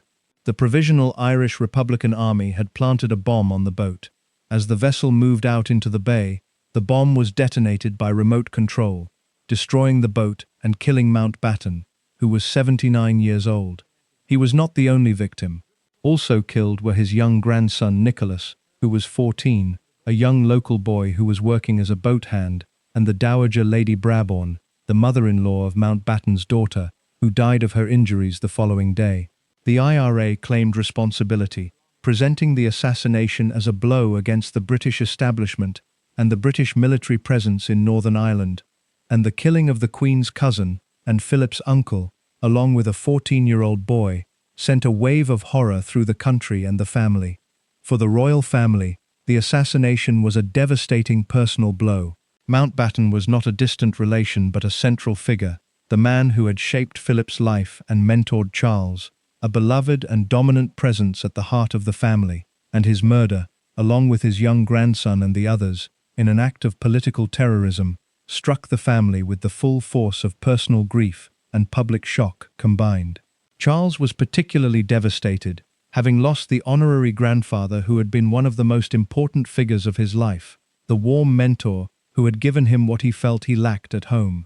The murder bound the family's private grief to the wider tragedy of the Troubles in Northern Ireland, the long and bloody conflict that had now reached directly into the royal family and killed one of its most prominent members. For Philip, the loss of Mountbatten was the loss of the last great figure of his own formation, the uncle who had taken charge of the abandoned boy and steered him to everything he became. Whatever the complexities of Mountbatten's character, his ambition and his vanity, and his domineering ways, he had been, for Philip, the closest thing to a guiding parent that his shattered childhood had offered. The man who had stepped into the gap, left by an absent father and a vanished mother, and shaped the course of his nephew's life. His violent death removed the last of the figures who had made Philip the final loss in a life that had begun with so many. The boy who had been abandoned by his family, and who had built a new family to replace the one he lost, now saw that new family struck by murder, the uncle who had saved him killed by a bomb in an Irish bay. The losses that had defined his beginning reached, once again, into his maturity, and the pattern of his life, the recurring removal of the people who mattered to him, completed itself in the violence at Mullimore. But there was another side to Philip entirely, one that the gruff public character and the difficult family relationships tended to obscure, and it reveals a depth to the man that few appreciated. Beneath the blunt naval exterior was a genuinely curious, questioning, intellectually engaged mind, a man seriously interested in science, in religion, in the deepest questions of meaning and faith, who founded institutions for the discussion of these questions and pursued them with real seriousness across his life. And in one of the strangest twists of his whole story, this questioning, serious man became, on a remote island in the Pacific, an object of literal religious worship, revered as a god by people who had never met him. The gruff naval officer who fired off offensive one-liners and toughened his sensitive son was, beneath the bluntness, one of the more genuinely intellectual and spiritually curious figures the modern monarchy has produced, and almost nobody saw it. The public knew the gaffes and the abrasiveness, the carriage driving and the polo, the image of the plain-spoken consort impatient with cant. What the public largely missed was that the same man read seriously, thought seriously, and pursued the deepest questions of religion, science, and meaning with a sustained intensity that lasted his whole life. The hard exterior concealed a questioning mind, and the contrast between the two is one of the genuine surprises of his character. Philip's intellectual seriousness expressed itself first in his engagement with science and technology, which was real and informed rather than the dabbling of a bored royal. He was fascinated by engineering, by technological progress, by the practical workings of the modern world, and he brought that fascination to his public role, championing scientific and industrial advancement, engaging seriously with engineers and scientists, taking a genuine interest in the technical questions that most people of his rank ignored. He was an early enthusiast for new technology, an advocate for British science and industry, a man who found in the concrete realities of how things worked a satisfaction that the ceremonial vagueness of royal life could not provide. This was the practical, capable side of him, the naval officer's respect for competence and mechanism, applied across his decades as consort to the promotion of science and the celebration of those who built and made and engineered. But the deeper and more surprising dimension of his inner life was religious and philosophical, and it ran against every expectation that the blunt public man invited.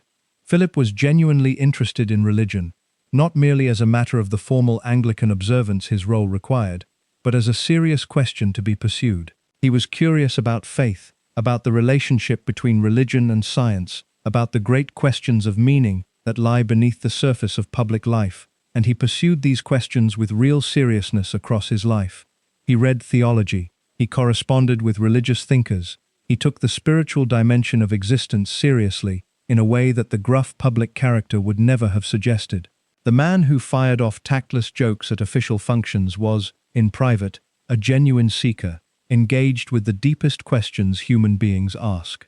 The clearest institutional expression of this seriousness was St. George's House, which Philip helped to found at Windsor Castle in 1966, together with the Dean of Windsor. St. George's House was conceived as a place where clergy and lay people, religious thinkers and secular leaders could come together to discuss the great questions of religion, ethics, and society, a forum for serious reflection on faith and morality and the challenges of the modern world. It was Philip's creation as much as anyone's, the product of his genuine conviction that these questions mattered and deserved a place where they could be seriously explored. For more than half a century, St. George's House has hosted exactly the kind of serious conversation about faith and ethics that Philip believed was needed, and its existence is a lasting monument to the questioning, spiritually engaged mind that the public character concealed. The man known for his gaffes built a house for the discussion of God, and the contradiction is the truth of him, the hard exterior and the seeking interior, the blunt joker and the serious seeker, the same man. Philip's religious seriousness was not narrow or sectarian, but genuinely curious and wide-ranging. He was interested in the relationship between the great faiths, in the spiritual dimension of the conservation movement he championed, in the connections between religion and the protection of the natural world. His environmentalism, which we have already noted, was not merely a practical concern, but had, for Philip, a genuine spiritual dimension, a sense that the protection of creation was a religious as well as a practical duty. He brought together, in his own thinking, the questions of faith and the questions of the environment, and he pursued both with the same serious engagement. The plain-spoken naval officer was, beneath the surface, a man wrestling genuinely with the largest questions of meaning and responsibility, and the wrestling was real and lifelong. And then, there is the strangest chapter of all, the episode that seems almost too bizarre to be true, and yet is fully documented, the worship of Prince Philip as a god on a remote island in the Pacific. On the island of Tanna, in the nation of Vanuatu in the South Pacific, there grew up among the inhabitants of several villages a genuine religious movement centered on the figure of Prince Philip, the Duke of Edinburgh, whom they came to revere as a divine being, a god, or a godlike spiritual figure. The movement, sometimes called the Prince Philip movement, held that Philip was the fulfillment of ancient local prophecy, a pale-skinned spiritual figure, the son of a mountain spirit, who had traveled across the seas and would one day return to the island. The villagers kept portraits of Philip, held feasts on his birthday, and revered him with genuine religious devotion, an actual living human being, the consort of the Queen of England, worshipped as a deity by people on the far side of the world. The origins of the movement lay in the particular history and beliefs of the island and in the circumstances of a royal visit. The people of Tanna had traditional beliefs that included the expectation of a returning spiritual figure, and when Vanuatu was under joint British and French colonial administration, the image of the powerful Queen of England and her consort filtered into these beliefs. When Philip and the Queen visited the region in 1974, the islanders' reverence for the figure of the Duke crystallized into the conviction that Philip was the divine being of their prophecy. The movement grew from there, and it persisted for decades, a genuine and sincere religious devotion centered on a living man who had no part in creating it. Philip himself became aware of the movement, and he responded to it with a characteristic mixture of bemusement and courtesy. He exchanged photographs and messages with the leaders of the movement over the years, sending the islanders signed portraits, engaging with their devotion in a respectful and good-humored way, neither encouraging the worship nor cruelly dismissing it, treating the people of Tana with a dignity that did him credit. There is something genuinely strange and genuinely revealing in the spectacle of Prince Philip as a god. Here was a man who had spent his life as the subordinate consort, the figure who walked 2 steps behind the queen, the man denied even the right to give his name to his children, the second in his own household, frustrated for decades by the constraints of a role that gave him no authority of his own. And on a remote Pacific island, this same subordinate figure was worshipped as a divine being, revered as a god, the object of genuine religious devotion. The contrast is almost unbearable in its irony. The man who was nothing but a bloody amoeba in the eyes of the British establishment, in his own bitter phrase, was a literal god in the eyes of the people of Tana. The frustrated consort, denied authority and identity at home, was a deity abroad. There is no neat lesson in this, only the strange truth of it, that the same man could be, simultaneously, the subordinate husband of the British Queen and the worshipped god of a Pacific island, and that he carried both realities with the same dry, unsentimental equanimity. The episode also reveals something genuinely attractive about Philip's character, in the way he handled it. A lesser or crueler man might have mocked the islanders' devotion, dismissed it as primitive superstition, treated the people of Tana with contempt. Philip did the opposite. He treated their belief with respect, engaged with it courteously, corresponded with the movement's leaders, sent his photographs, never demeaned the sincerity of their faith. For all his famous tactlessness, for all the offensive gaffes, Philip showed, in his handling of the Tana movement, a genuine respect for the dignity and the sincerity of people utterly different from himself, a willingness to take their belief seriously rather than to ridicule it. It is one of the more sympathetic episodes of his life, and it sits in instructive contrast to the worst of his gaffes, the same man capable of casual offense and genuine respect, careless cruelty and real courtesy, depending on the moment and the mood. The contradiction, once again, is the truth of him. What the inner life reveals, taken as a whole, is that the gruff public Philip was a partial and misleading portrait, that beneath the blunt naval exterior was a man of real intellectual seriousness and genuine spiritual curiosity, a reader, a thinker, a seeker, a founder of institutions for the discussion of faith and ethics, a man who took the deepest questions seriously and pursued them across his life, and who could treat even the strangest expression of human devotion with dignity and respect. The man the public knew for his gaffes, built a house for the discussion of God, and was worshipped as a god himself, and both of those facts are truer to the man than the catalogue of tactless remarks that the public remembered. He was more thoughtful, more curious, more serious, and in some ways more generous than the gruff caricature allowed. And the inner life, the questioning mind beneath the hard surface, is the final and most surprising layer of a character that was always more complex than it appeared. These, then, are the dimensions of the man, the broken childhood and the iron endurance, the distinguished war and the frustrating role, the offensive gaffes and the questioning mind, the difficult father and the worshipped God, the wound and the strength that grew from the same root. Having seen all of it, the whole strange and difficult and surprising life, we can return at last to the final reckoning, to the verdict on the man that the orange box began, and the quiet death at Windsor ended, and to the truth, beneath the armor, that this entire story has been trying to reach. Of all the things Philip did in his long career as consort, the most consequential and the most double-edged was his decision to throw open the doors of the monarchy to the television cameras. He was the driving force behind the single most important act of royal modernization of the 20th century, the 1969 film that showed the royal family as human beings for the first time, and the consequences of that decision were so far-reaching and so unintended that Philip himself appears to have spent his later years regretting what he had helped to set in motion. The man who opened the doors lived long enough to see what came through them. To understand the decision, you have to understand the problem Philip was trying to solve. By the late 1960s, the British monarchy had a difficulty that worried the people responsible for its survival. It was remote.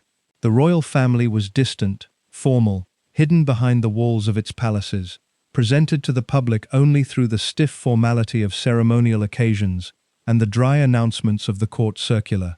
To a changing, modernizing, increasingly democratic and irreverent Britain, the monarchy risked seeming antique, out of touch, a relic of a vanished age with no connection to the lives of ordinary people.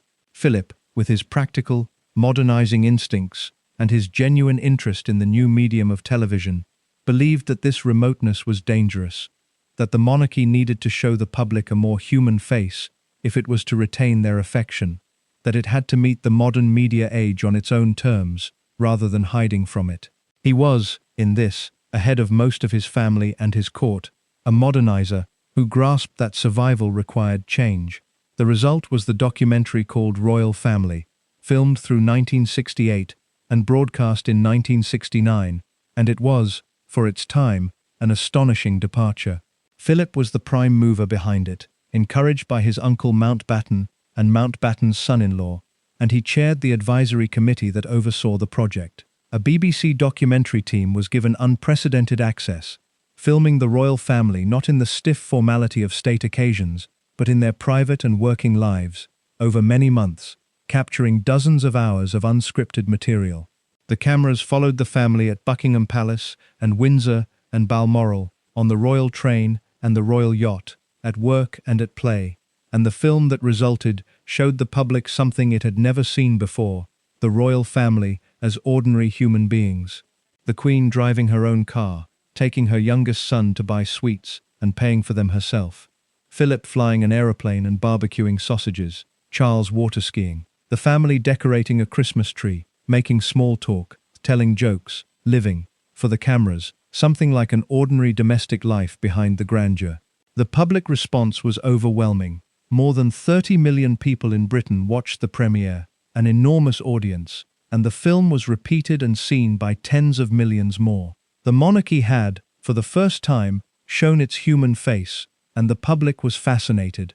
By the measure Philip had intended, the documentary was a triumph, humanizing the royal family, bringing them closer to the public, demonstrating that behind the formality were real people with real lives.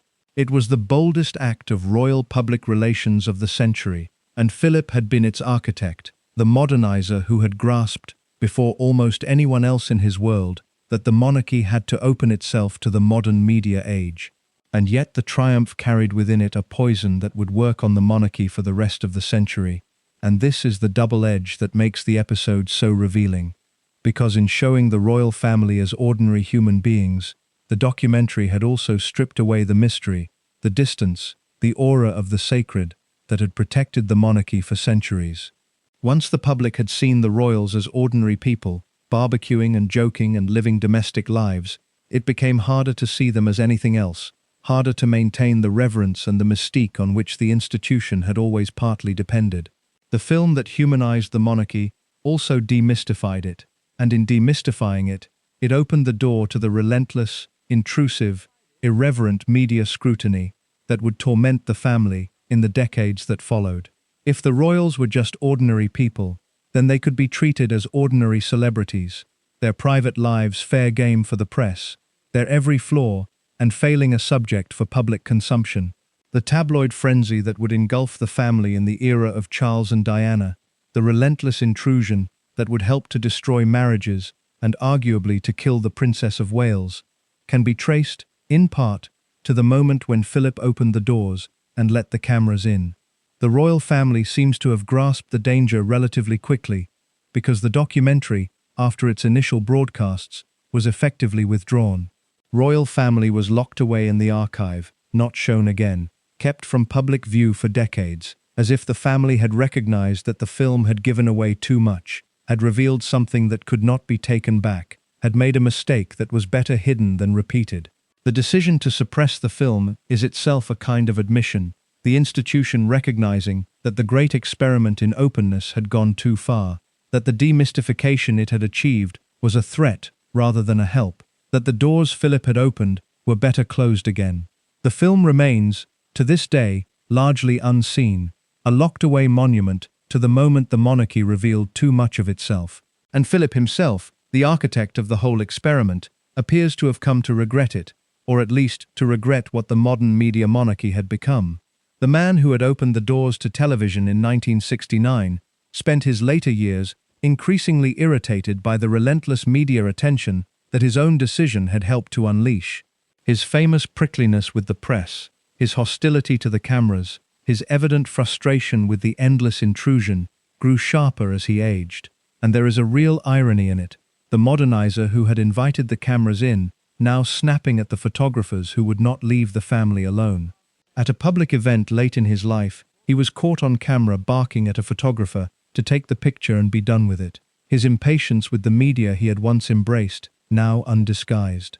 The man who had grasped that the monarchy must meet the media age had lived long enough to see what that age had become, the relentless, intrusive, destructive scrutiny that he had not foreseen when he opened the doors in 1969, and he did not like it.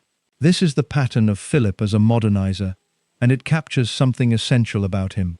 He was genuinely forward-looking, genuinely willing to change and adapt, genuinely ahead of his stuffy and resistant family, in grasping that the monarchy had to modernize to survive. His instincts were progressive, practical, attuned to the realities of a changing world, but the changes he set in motion had consequences he did not foresee and did not want, and the openness he championed helped to create the intrusive media culture that would torment his family and that he would spend his later years resenting. He was a modernizer who recoiled from the modernity he had helped to create, a man who opened the doors and then wished he could close them again. It is one of the genuine complexities of his legacy, the consort who did more than anyone to drag the monarchy into the media age, and who lived to regret what that age had done to the family he had tried to help.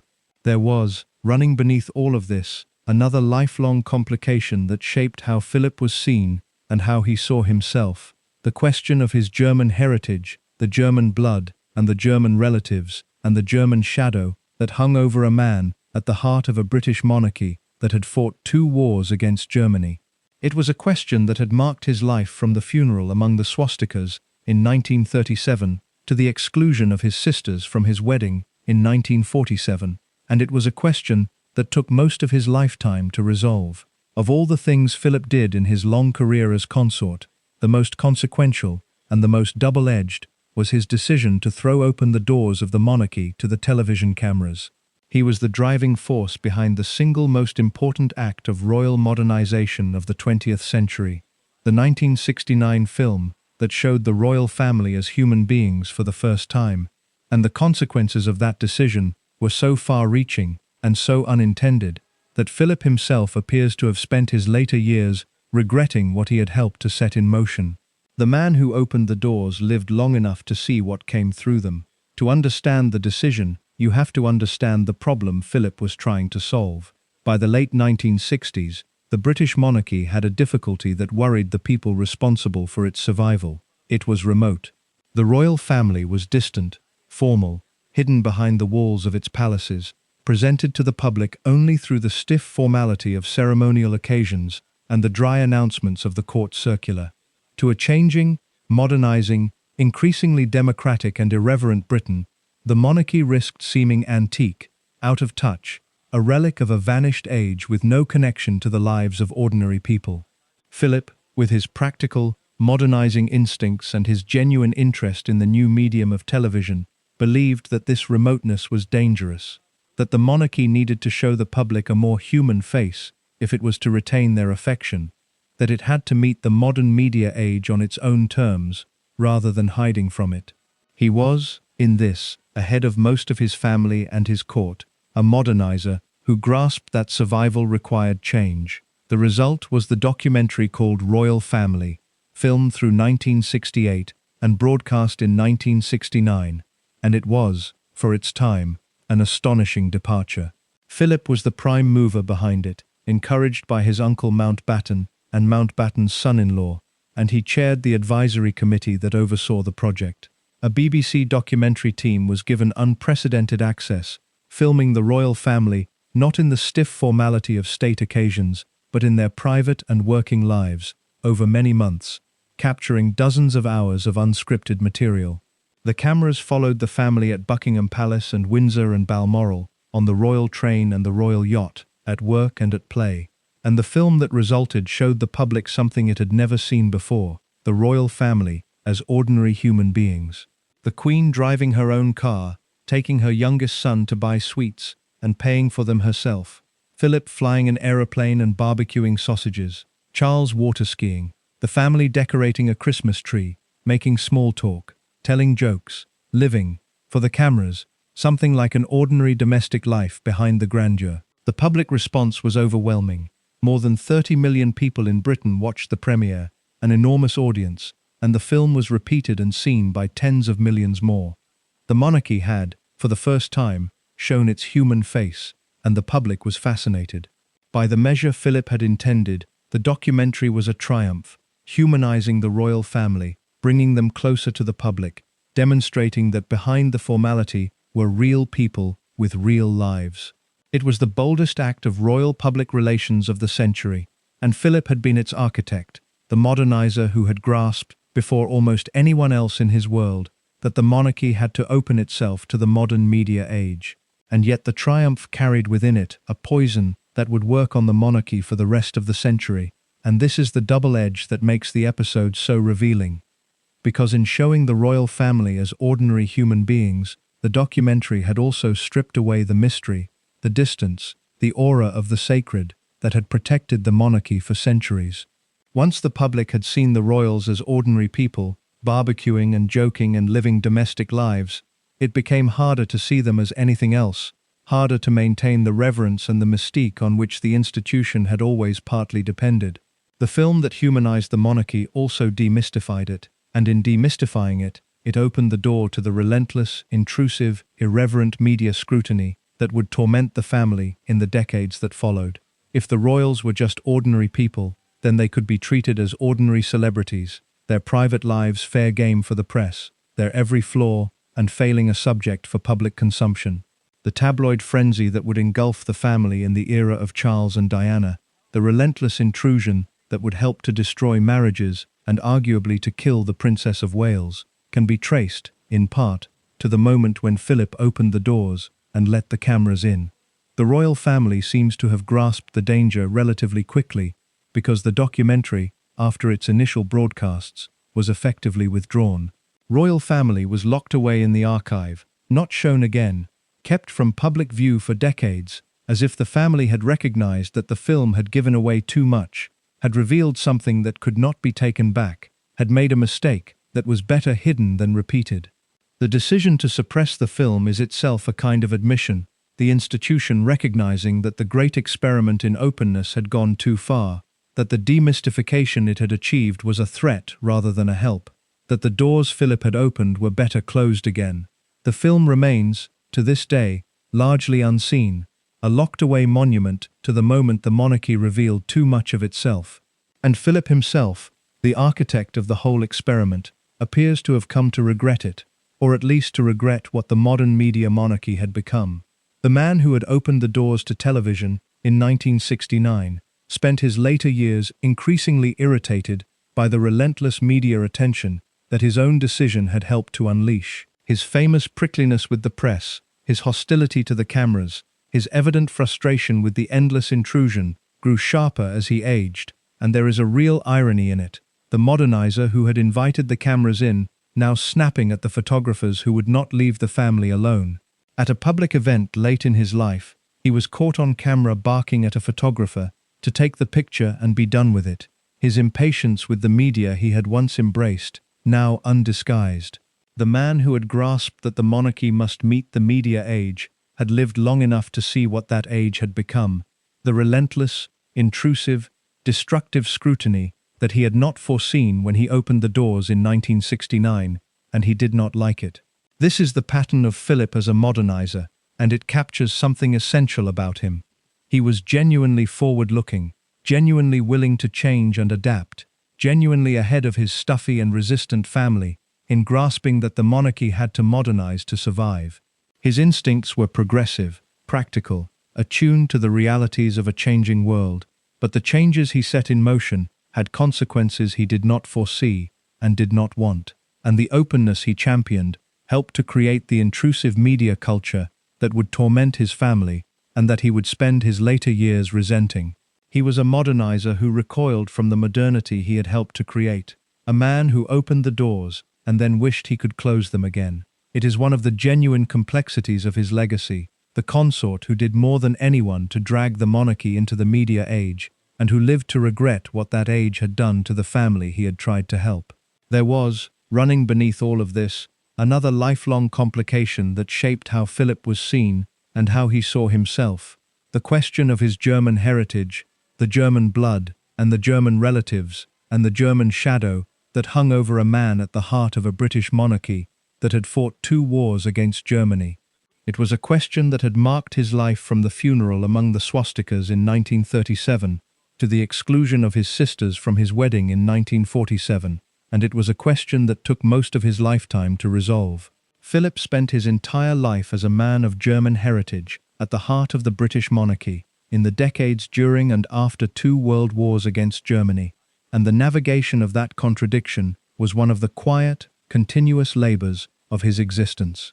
He was, by blood, far more German and Greek and Danish than British, a product of the interlinked royal families of Europe, and his closest relatives, his own sisters, had married into the German aristocracy and lived through the Nazi era on the German side. To become, and to remain, the embodiment of the British crown, Philip had to overcome, manage, and eventually reconcile the German shadow that hung over his origins, and the story of how he did so runs through the whole of his public life. The shadow was there from the beginning, and it was at its darkest in the 1930s, when his sisters' marriages carried his family directly into the orbit of Nazi Germany. We have already seen the funeral of his sister Cecily in 1937, the 16-year-old Philip walking in the procession, surrounded by Nazi uniforms, the documented image that captured the toxic entanglement of his family with the German regime. 3 of his 4 sisters married German noblemen, and their husbands and their world were bound up, to varying degrees, with the Third Reich. This was not a distant or abstract connection. These were Philip's own sisters, the closest blood relatives he had, and they were on the German side, married into the aristocracy of the country that Britain would soon be fighting for its survival. For a young man who would shortly serve in the British Royal Navy against that same Germany, the position was acutely uncomfortable, his own family scattered across the enemy's side even as he prepared to fight. Philip's answer to the shadow, in those years, was his war service, and it was an emphatic answer. While his sisters lived in Germany, Philip fought against Germany, serving with genuine distinction in the Royal Navy through the entire war, risking his life in action against the Axis powers. His war record was his own personal refutation of any suggestion that his German blood compromised his loyalty to Britain. He had chosen his side, and he had fought for it, and the courage he showed at Cape Matapan, and on the convoys, and in the long years of naval service, was the proof of where his loyalty lay. The man with German relatives had spilled no blood for Germany, and risked his own for Britain, and that fact was the foundation on which he built his British identity. But the shadow did not lift with the end of the war, and the most painful expression of its persistence came at the moment that should have been the happiest of his life, his wedding to Princess Elizabeth in 1947. His 3 surviving sisters, the German married sisters whose husbands had been associated with the Nazi regime, were not invited to the wedding. The decision was deliberate, made to avoid the embarrassment of German Nazi-connected aristocrats appearing at the heart of a British royal occasion so soon after a war that had cost Britain so dearly. The wounds of the war were too fresh, the anti-German feeling too strong, the political sensitivity too great, to permit Philip's German sisters to attend his marriage to the heir to the British throne. And so, at his wedding, the day he gained the family and the belonging he had craved since childhood, Philip's own sisters, the surviving members of his blood family, were kept away because of the German shadow they carried. He had to remake himself so completely into a British figure that his own German relatives could not stand beside him on his wedding day. The price of his new British identity was the exclusion of the old German one, and the exclusion fell on the sisters who were, after everything, still his family. The remaking of himself into a British figure was, in the surrenders of 1947, thorough and deliberate. He gave up his Greek and Danish princely titles. He took an English name, Mountbatten, the anglicized form of the German Battenberg. He converted from Greek Orthodoxy to the Church of England. He became a naturalized British subject. Every German and foreign element of his identity was, as far as possible, set aside in favor of a new British self, the Duke of Edinburgh, the British consort, the embodiment of the British crown. It was the most complete reinvention imaginable, the foreign prince of German and Greek and Danish blood, becoming the very symbol of British royalty, and it required the suppression of the German heritage that the war had made so dangerous. Philip became British by an act of will and renunciation, shedding the German shadow as far as a man could shed it, and the success of that reinvention was such that, for most of the public, he became simply the British consort, his German origins forgotten or ignored. But the German family did not disappear, and the long reconciliation with them is one of the quieter and more humane threads of Philip's later life. As the decades passed and the wounds of the war slowly healed, the connection with his German relatives was gradually restored. His sisters, excluded from his wedding, were reintegrated into his life over time, the family bonds reasserting themselves once the political sensitivity had faded.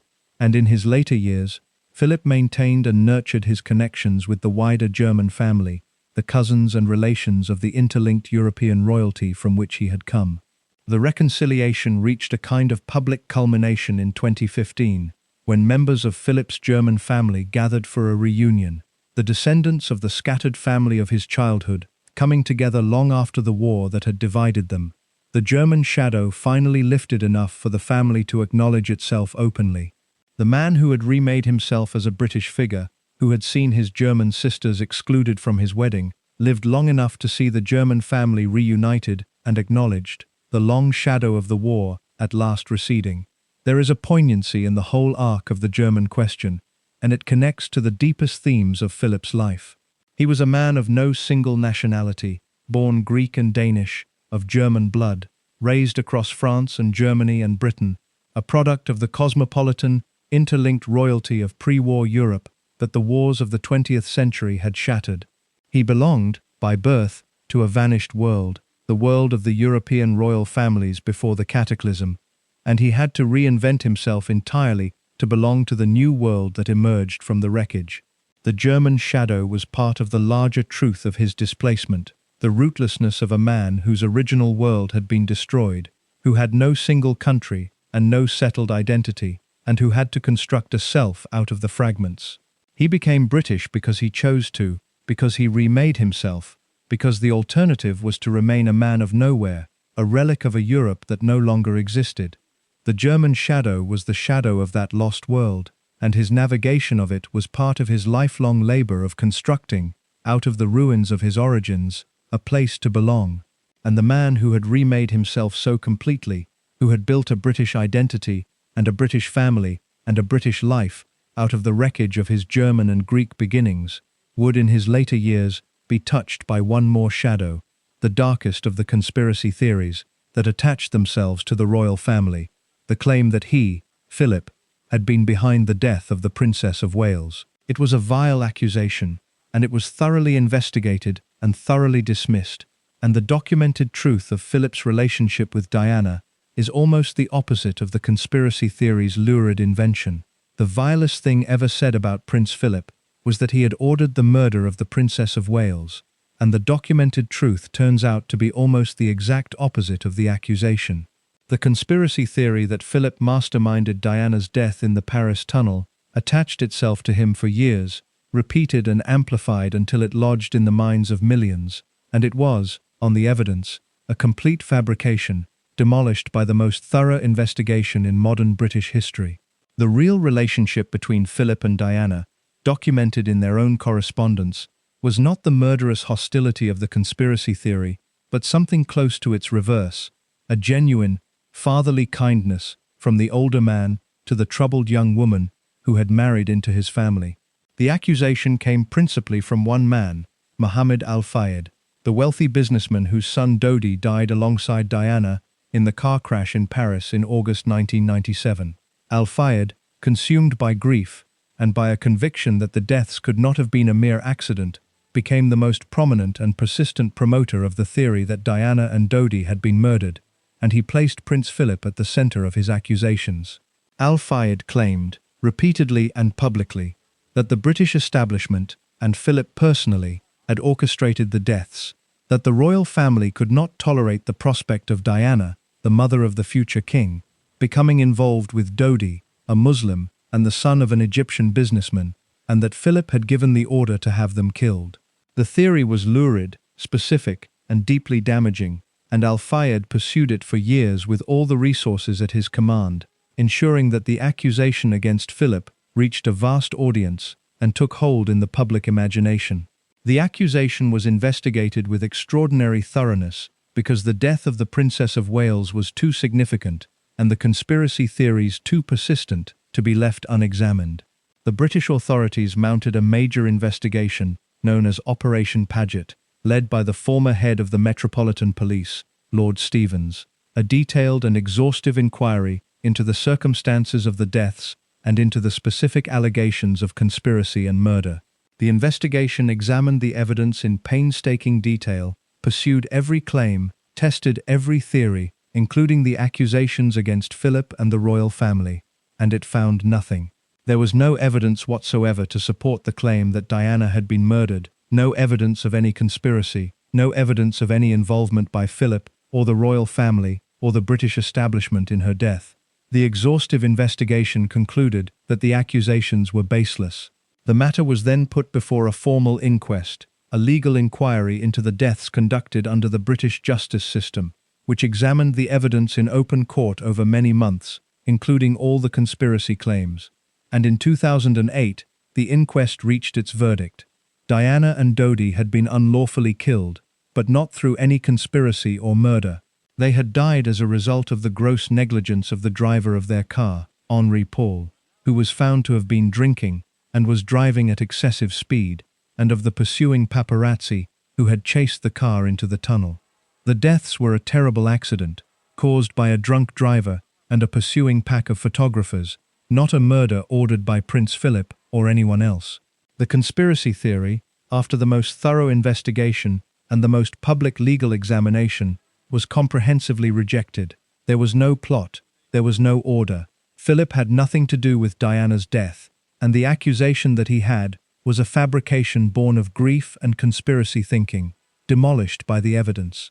It deserves to be stated plainly, because the accusation was so grave and so widely believed, that there was never any evidence connecting Philip to Diana's death, that the most thorough investigation in modern British history found the conspiracy theory to be without foundation, and that the legal inquest confirmed the deaths as an accident caused by negligence. To repeat the conspiracy theory as though it had merit, after it was so thoroughly examined and so completely rejected, would be a falsification of the documented record. Philip did not have Diana killed. The claim that he did was false, and it was proven false by the proper processes of investigation and law, and the honest account has a duty to say so clearly rather than to leave the lurid accusation hanging in the air. And the documented reality of Philip's actual relationship with Diana, revealed in part through the very inquest that examined the conspiracy theory, was almost the opposite of the murderous hostility the theory imagined, because among the evidence examined was a series of letters that Philip had written to Diana during the crisis of her marriage, in 1992, the year Charles and Diana separated, and those letters revealed a side of Philip and of his relationship with his daughter-in-law that the conspiracy theory could not accommodate. Far from being hostile to Diana, Philip had written to her with genuine sympathy and concern, attempting to counsel and support her through the breakdown of her marriage to his son. He addressed her with affection. He signed his letters, by the accounts of those who saw them, with a warm and fatherly sign-off. He tried, in the correspondence, to help her, to mediate, to offer the troubled young woman the support of an older man who understood something of the difficulty of marrying into the royal family. The letters were, by the assessment of those who examined them, sympathetic and fatherly, the writing of a man trying to help his daughter-in-law rather than a man who wished her harm. This documented kindness is consistent with the broader record of Philip's relationship with Diana, which, while not without its tensions, was by many accounts genuinely caring. When Diana found the restrictions and isolation of royal life difficult, as she so often did, it was frequently Philip who showed her kindness. By the account of the biographer Ingrid Seward, at the endless formal dinners that filled the royal calendar, Diana was often seated not beside her husband, but beside Philip, and Philip took care of her, looked after her, eased her through the ordeal of the occasions she found so trying. The gruff old consort, who could be so harsh with his own sensitive son, showed to the sensitive Diana a genuine consideration, a fatherly attentiveness, that complicates any simple picture of him as a cold or hostile figure. He understood, perhaps, something of what it was to marry into the overwhelming institution of the British monarchy from the outside, to struggle with its constraints and its coldness, and he extended to Diana a sympathy born of his own experience of the difficulty. The contrast between the documented reality and the conspiracy theory could hardly be sharper.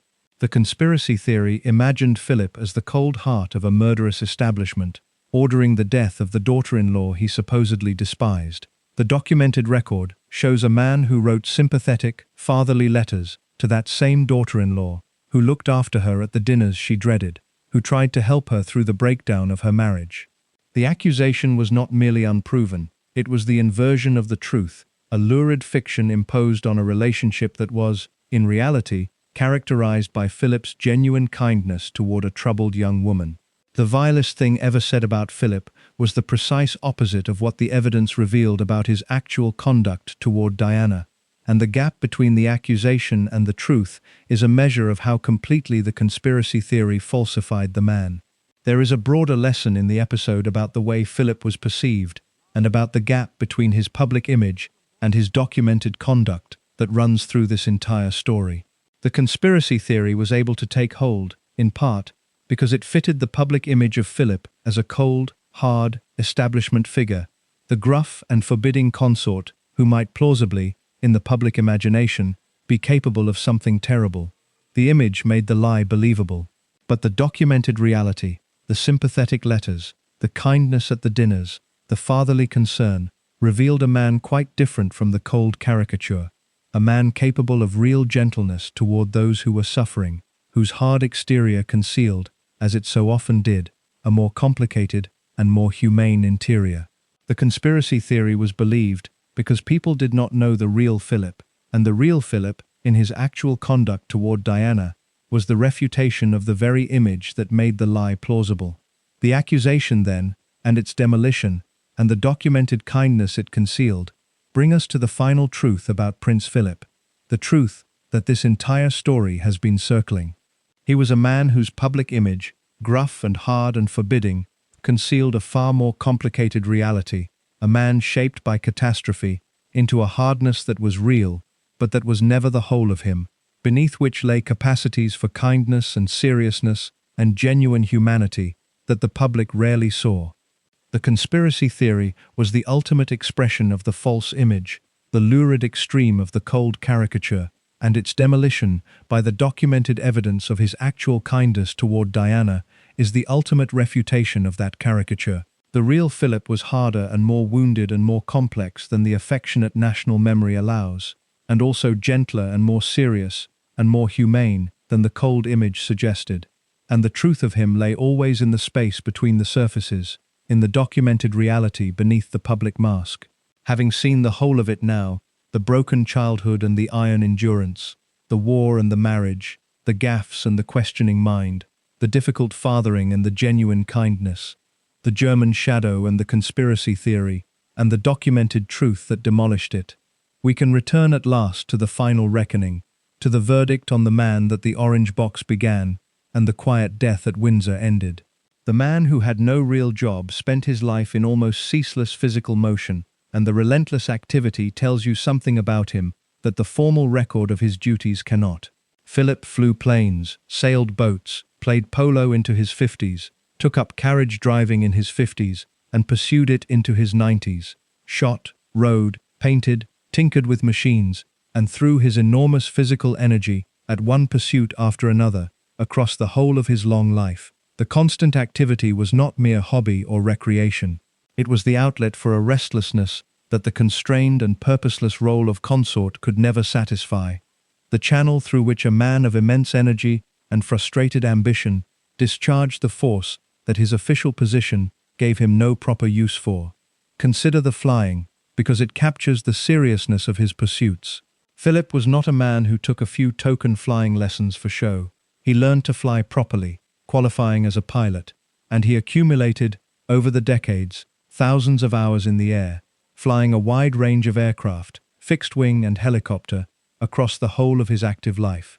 By the time he was 70, he had logged thousands of pilot hours, a genuine and substantial flying career pursued alongside his royal duties, the achievement of a man who took the skill seriously and applied himself to mastering it. The flying was characteristic of him, the practical, technical, demanding pursuit of real competence, the naval officer's respect for mastery applied to the cockpit.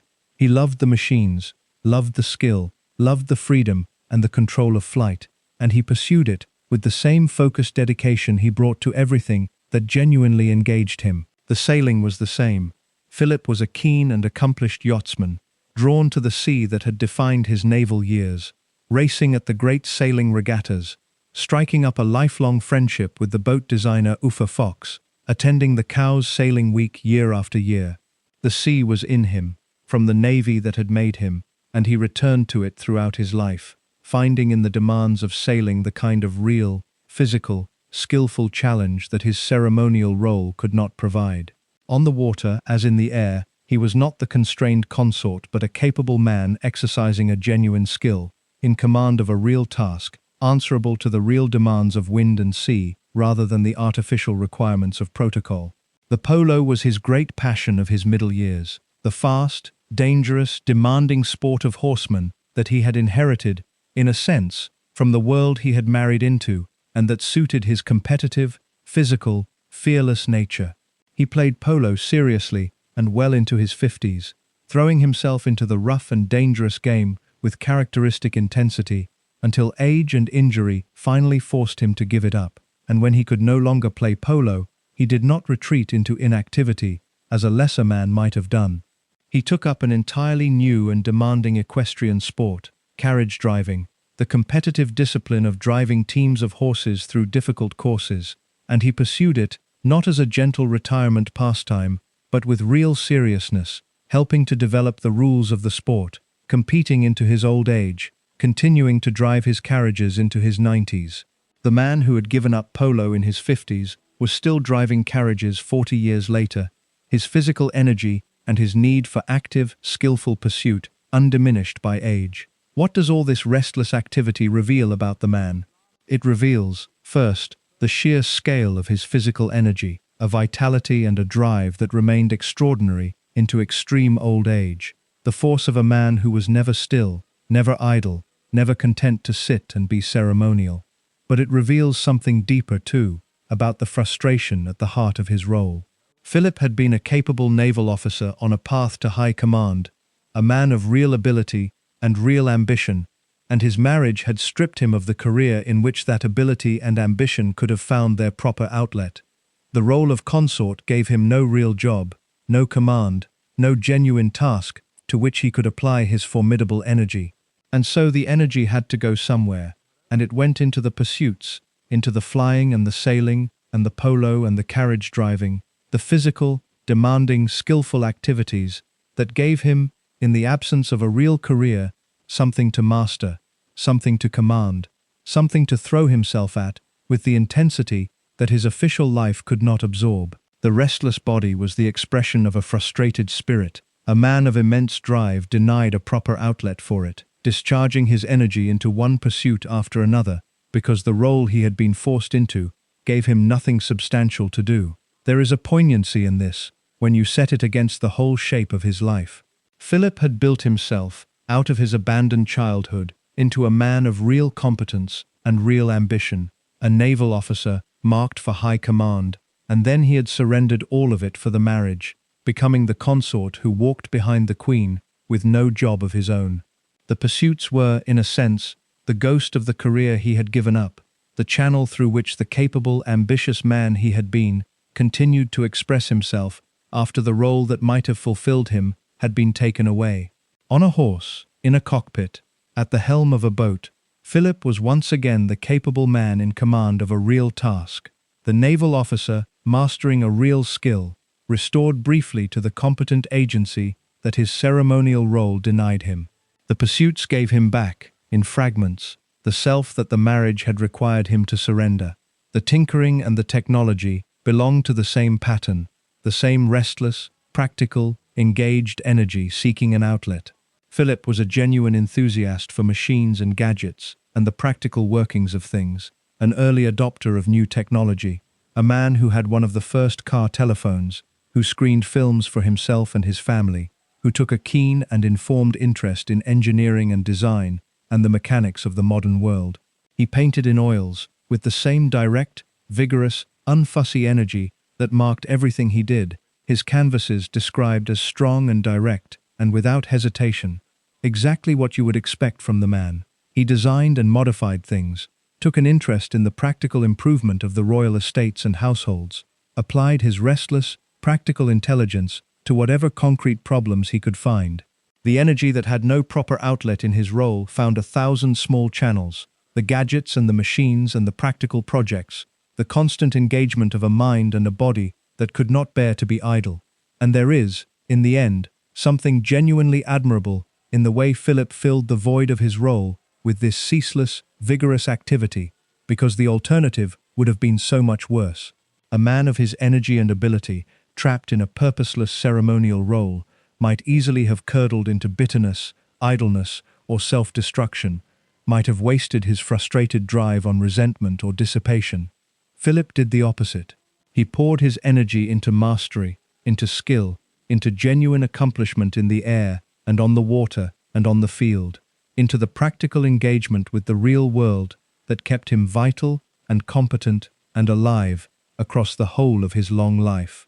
The restless body was the sign of a man who refused to be defeated by the emptiness of his role, who insisted on remaining active and capable and engaged, who found, in the pursuits, a way to be the competent man he was, even when his official position denied him the chance. It was, like so much about him, the response of a fundamentally resilient character to a fundamentally frustrating situation, the determination to remain fully alive and fully himself in a role that offered him so little scope to be either. The vitality lasted almost to the end. Philip remained active, engaged, and physically vigorous into extreme old age, driving his carriages into his 90s, continuing his pursuits long after most men would have surrendered to the frailty of age. The restless energy that had defined his whole life did not abandon him until very near its close, and even the car accident at 97 and the surrender of his driving license were the marks of a fiercely active man being forced, at the very last, to give up the physical independence that had been central to his whole existence.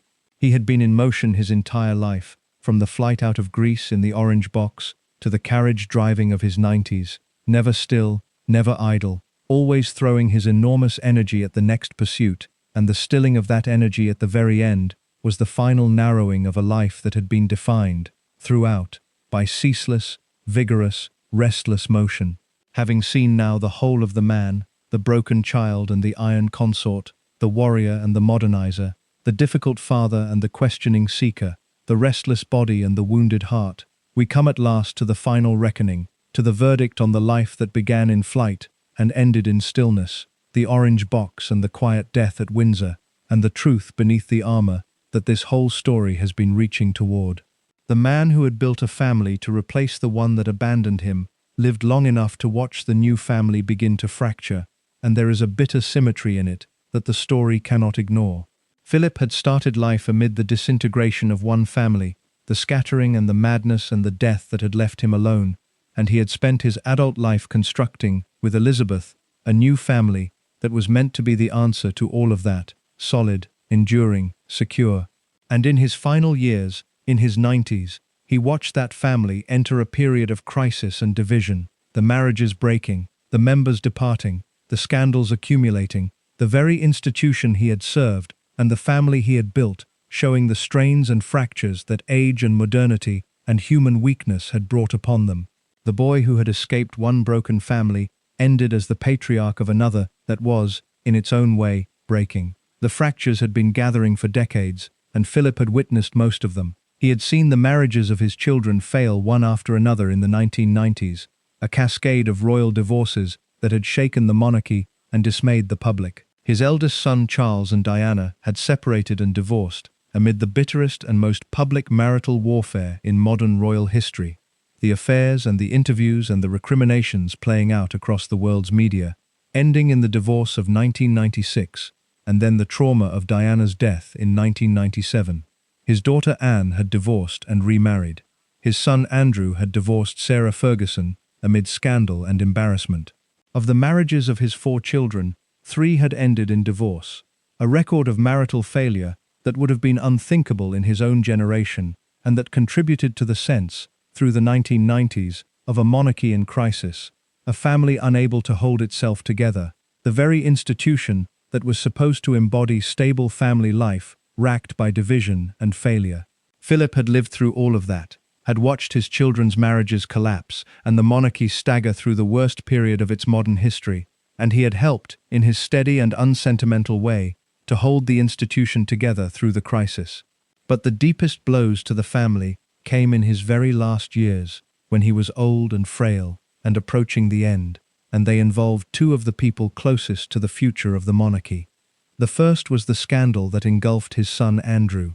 In the final years of Philip's life, his second son, the Duke of York, became the subject of one of the gravest scandals ever to touch the royal family, his association with the convicted sex offender Jeffrey Epstein, drawing him into a controversy that would, in the end, destroy his public role entirely.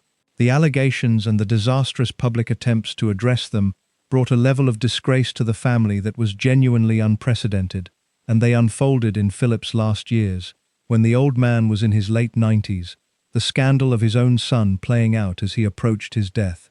It must have been a bitter thing for Philip to witness, the disgrace of his son, the damage to the family and the institution he had served for 70 years, the spectacle of one of his own children bringing the monarchy into a scandal of such gravity.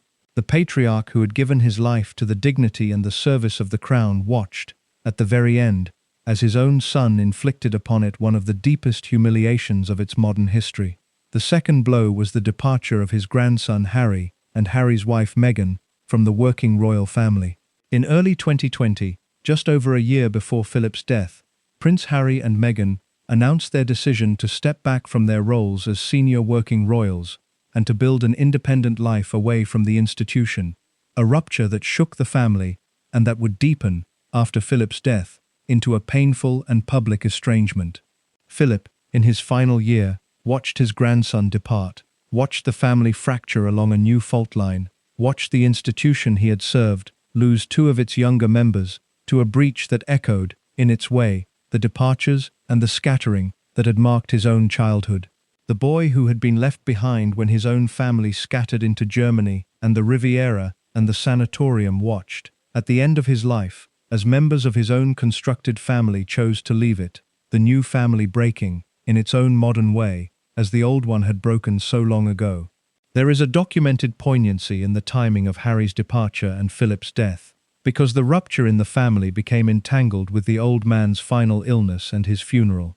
When Philip died in April 2021, Harry returned to Britain for the funeral, and the image of the divided family gathered to bury its patriarch, the departed grandson among the relatives he had left, gave the occasion an added weight of sorrow. Philip was buried at a moment when the family was visibly fractured, the divisions of the new generation on display, even as they came together to mourn the old, and there was a sad fittingness in it, the man who had built the family to replace his own broken one being laid to rest, as that family showed its own fractures to the world. What did Philip make of it all, the breaking of the family he had built? He was not a man who spoke openly of his feelings, and the documented record of his private response to the family's late crises is necessarily limited. But it is not difficult to imagine the weight of it for him, the old man who had given his life to the construction and the service of a family and an institution, watching in his final years as that family entered a period of division and disgrace, as his son fell into scandal, and his grandson departed, and the marriages of his children lay in ruins behind them. He had escaped one broken family, only to preside, at the end, over the troubles of another, and whatever steadiness and stoicism he maintained in public, the private experience of watching his constructed family fracture must have carried its own particular sorrow, the sorrow of a man who had built something to last, and lived to see it strain and crack.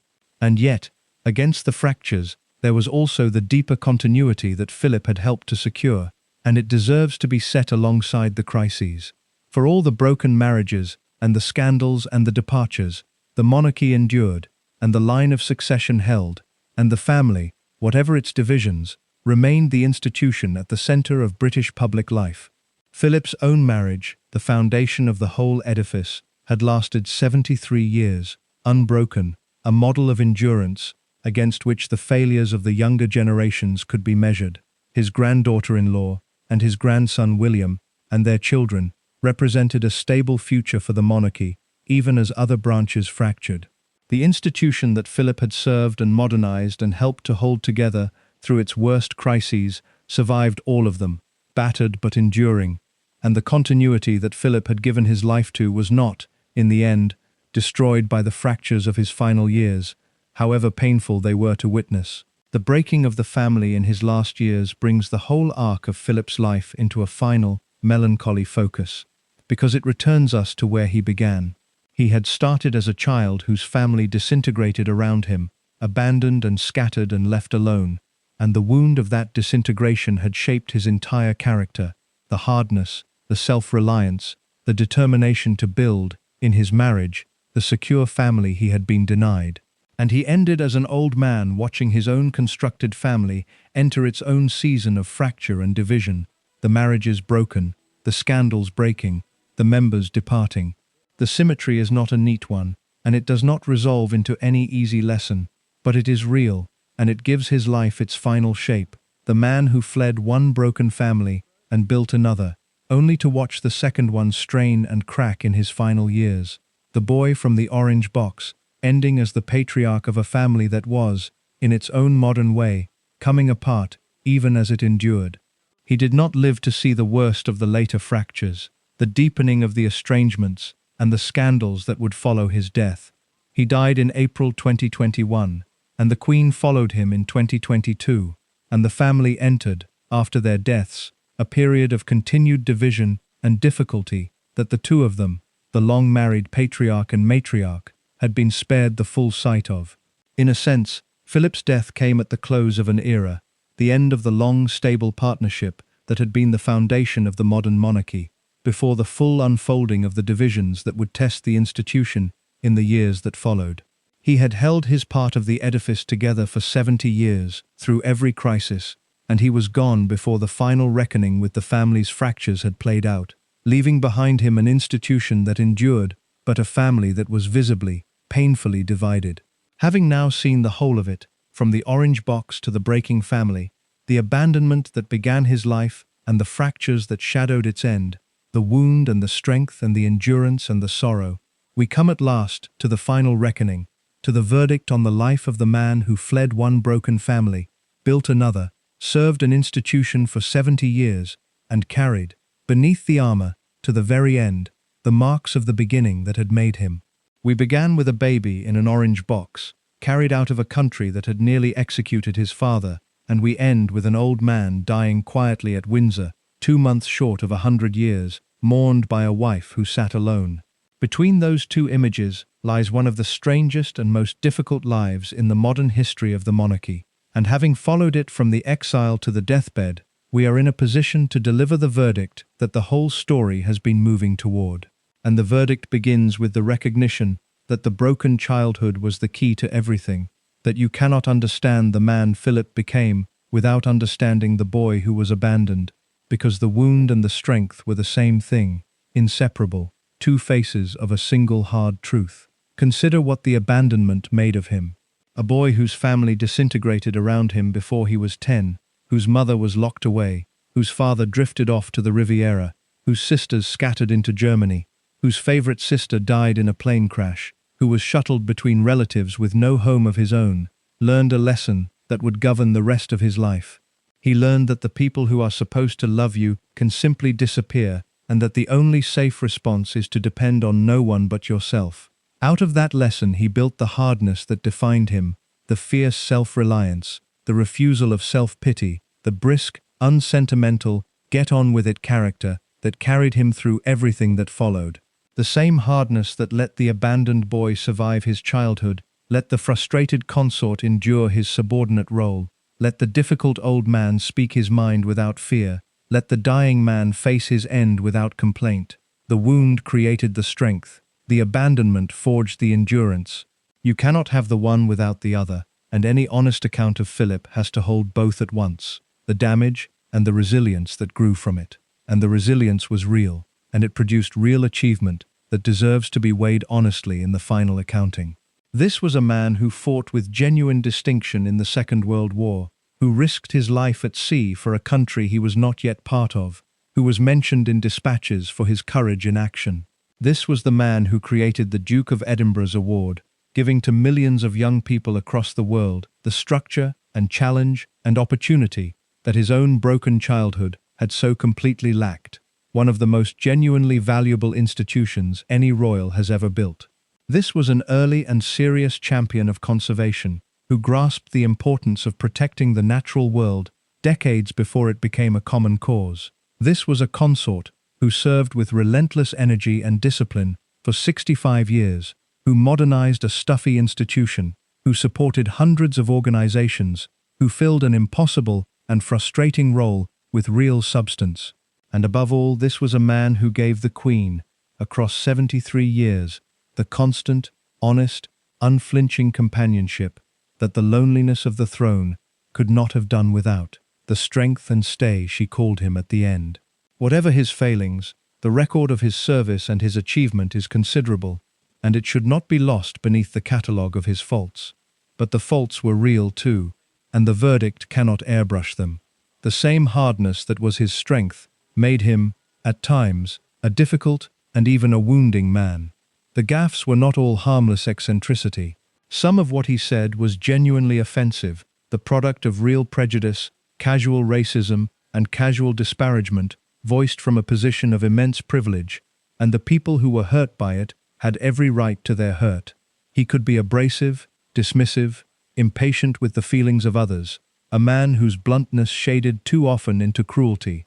The self-reliance that had saved him could curdle into a coldness, an inability to give the warmth that others needed, and there were those, including perhaps some within his own family, who experienced the hard edges of his character as something less than kind. He was not a gentleman, and the gentleness that his role and his family sometimes required did not come naturally to a man who had taught himself, as a boy, to need no one and to feel as little as possible. The verdict has to hold this alongside the achievement, the real prejudice alongside the real service, the wounding alongside the substance. On the question that the tabloids pursued for decades, the question of his fidelity and his private conduct, the honest verdict is the one the evidence supports, which is that we do not know, and that the lurid version was never proven. The rumors of affairs trailed him through his married life, persistent and widely repeated, but across all the decades of speculation, not a single one was ever substantiated. The women whose names were attached to him were, in the documented record, his friends, and the leap from friendship to affair was made by the press and the public, not by any evidence. To present the speculation as fact would be a falsification, and to brand the living women involved as his secret lovers on the basis of nothing would be a genuine wrong. The truth about Philip's private life, as far as the record can show, is that the dignified public marriage rested on a genuine and deep partnership, that it had real strains rooted in the impossible structure of their roles, and that the scandalous version, implanted in the public mind by decades of innuendo, was never actually demonstrated to be true. The honest verdict refuses both the whitewash and the smear, and reports simply what the evidence supports: a real and lasting marriage, real strains, and rumors that were never proven. What emerges, when you hold all of it together, is a portrait far more disturbing and far more impressive than the dignified public figure ever revealed. The Duke of Edinburgh that the world saw, the brisk, capable, occasionally outrageous consort who walked 2 steps behind the Queen for 70 years, was the surface. Beneath it was a man shaped by one of the most catastrophic childhoods in modern royal history, a refugee and an orphan in all but the literal sense, a boy abandoned by every member of his family in the space of a few devastating years, who built himself, out of that wreckage, into a figure of iron endurance and real achievement, and who carried, beneath the armor, the permanent wounds of his beginning. The disturbing truth about Philip is not the scandal the tabloids imagined, it is the genuine darkness of his origins, the abandonment and the loss and the family that disintegrated around him, and the hard, damaged, formidable man that those origins produced. There is a particular poignancy in the shape of his whole life, when you see it entire. He began with nothing, no country, no home, no present parents, a refugee infant in an orange box. He spent his childhood being stripped of every anchor a child can have. And then he spent the rest of his life building, out of his own hard effort, exactly the things his beginning had denied him: a career in the Navy, a family in his marriage, a home in the institution he served, a fixed and purposeful place in the world. The man who had been abandoned made himself indispensable. The boy with no country became the longest-serving consort in the history of the British monarchy. The child who had been taught that everyone leaves, stayed, himself, for 73 years, the constant presence at the center of his wife's long reign, the one fixed point in her constrained and isolated existence.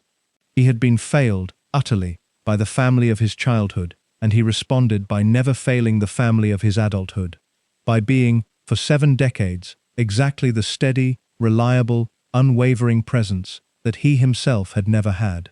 There is a kind of quiet heroism in that. The wounded man determined that those who depended on him would never know the abandonment he had known. And his mother's life, which ran parallel to his own, illuminates the deepest truth of his character. Both of them lost everything. Both of them rebuilt themselves from catastrophe into lives of purpose and service, she into a nun and a heroine, he into a consort and a builder of institutions. The strength that let Philip endure was, in part, the strength he had inherited from the mother whose loss had wounded him. The same fierce resilience that let her survive madness and exile and rebuild herself into the righteous among the nations. When he stood at her grave in Jerusalem in 1994 and honored her courage, he was honoring, without perhaps fully knowing it, the source of his own capacity to endure. The wound and the strength came from the same place, from the broken family that had nearly destroyed them both, and that they had each, in their own way, refused to let destroy them. So the final verdict on Prince Philip is not the simple one that either his admirers or his critics would prefer. He was not the gruff, lovable old prince of the affectionate national caricature, and he was not the unfaithful villain of the tabloid speculation, and he was not the bigot that his worst remarks alone would suggest. He was a man forged by catastrophe into a hardness that was both his greatest strength and his deepest flaw, capable of real achievement and real service and real cruelty. A man who built, out of one of the most broken beginnings imaginable, a life of formidable substance and lasting consequence, while carrying to the end the wounds that his beginning had inflicted. He was difficult and he was admirable, damaged and resilient, wounding and devoted. And the honest verdict has to hold all of it at once, because the man himself was all of it at once. The baby in the orange box could not have known what lay ahead, the abandonment and the loss and the war, and the long, frustrating, dutiful service, the marriage that would heal the wound of his childhood, and the role that would open a new one, the achievements and the gaffes, and the 73 years at the center of the monarchy. He could not have known that the refugee with no country would become the longest-serving consort in British history, or that he would die, nearly 100 years old, in the calm of a settled home, mourned by a wife who had loved him since she was 13. The orange box was the beginning, the symbol of everything precarious and lost in his origins. The quiet death at Windsor was the end, the symbol of everything he had built to replace what he had lost. Between them lay the whole of a life that was, at every turn, harder and stranger and more disturbing than the dignified public man ever allowed the world to see, and that is, in the end, the real story of Prince Philip, the truth beneath the armor, the broken boy inside the Iron Man. If you want more of these stories, the documented truth beneath the royal surface, the real lives underneath the official portraits, then subscribe and stay with us. Every member of that family carried wounds the public never saw, and there are a great many more of them waiting to be told honestly, the way they actually happened, beneath the dignity and the silence that hid them. Thank you so much for watching until the end. If you loved this story, check out the other videos on your screen now. I think you'll really enjoy them. And don't forget to subscribe if you haven't already. See you in the next story.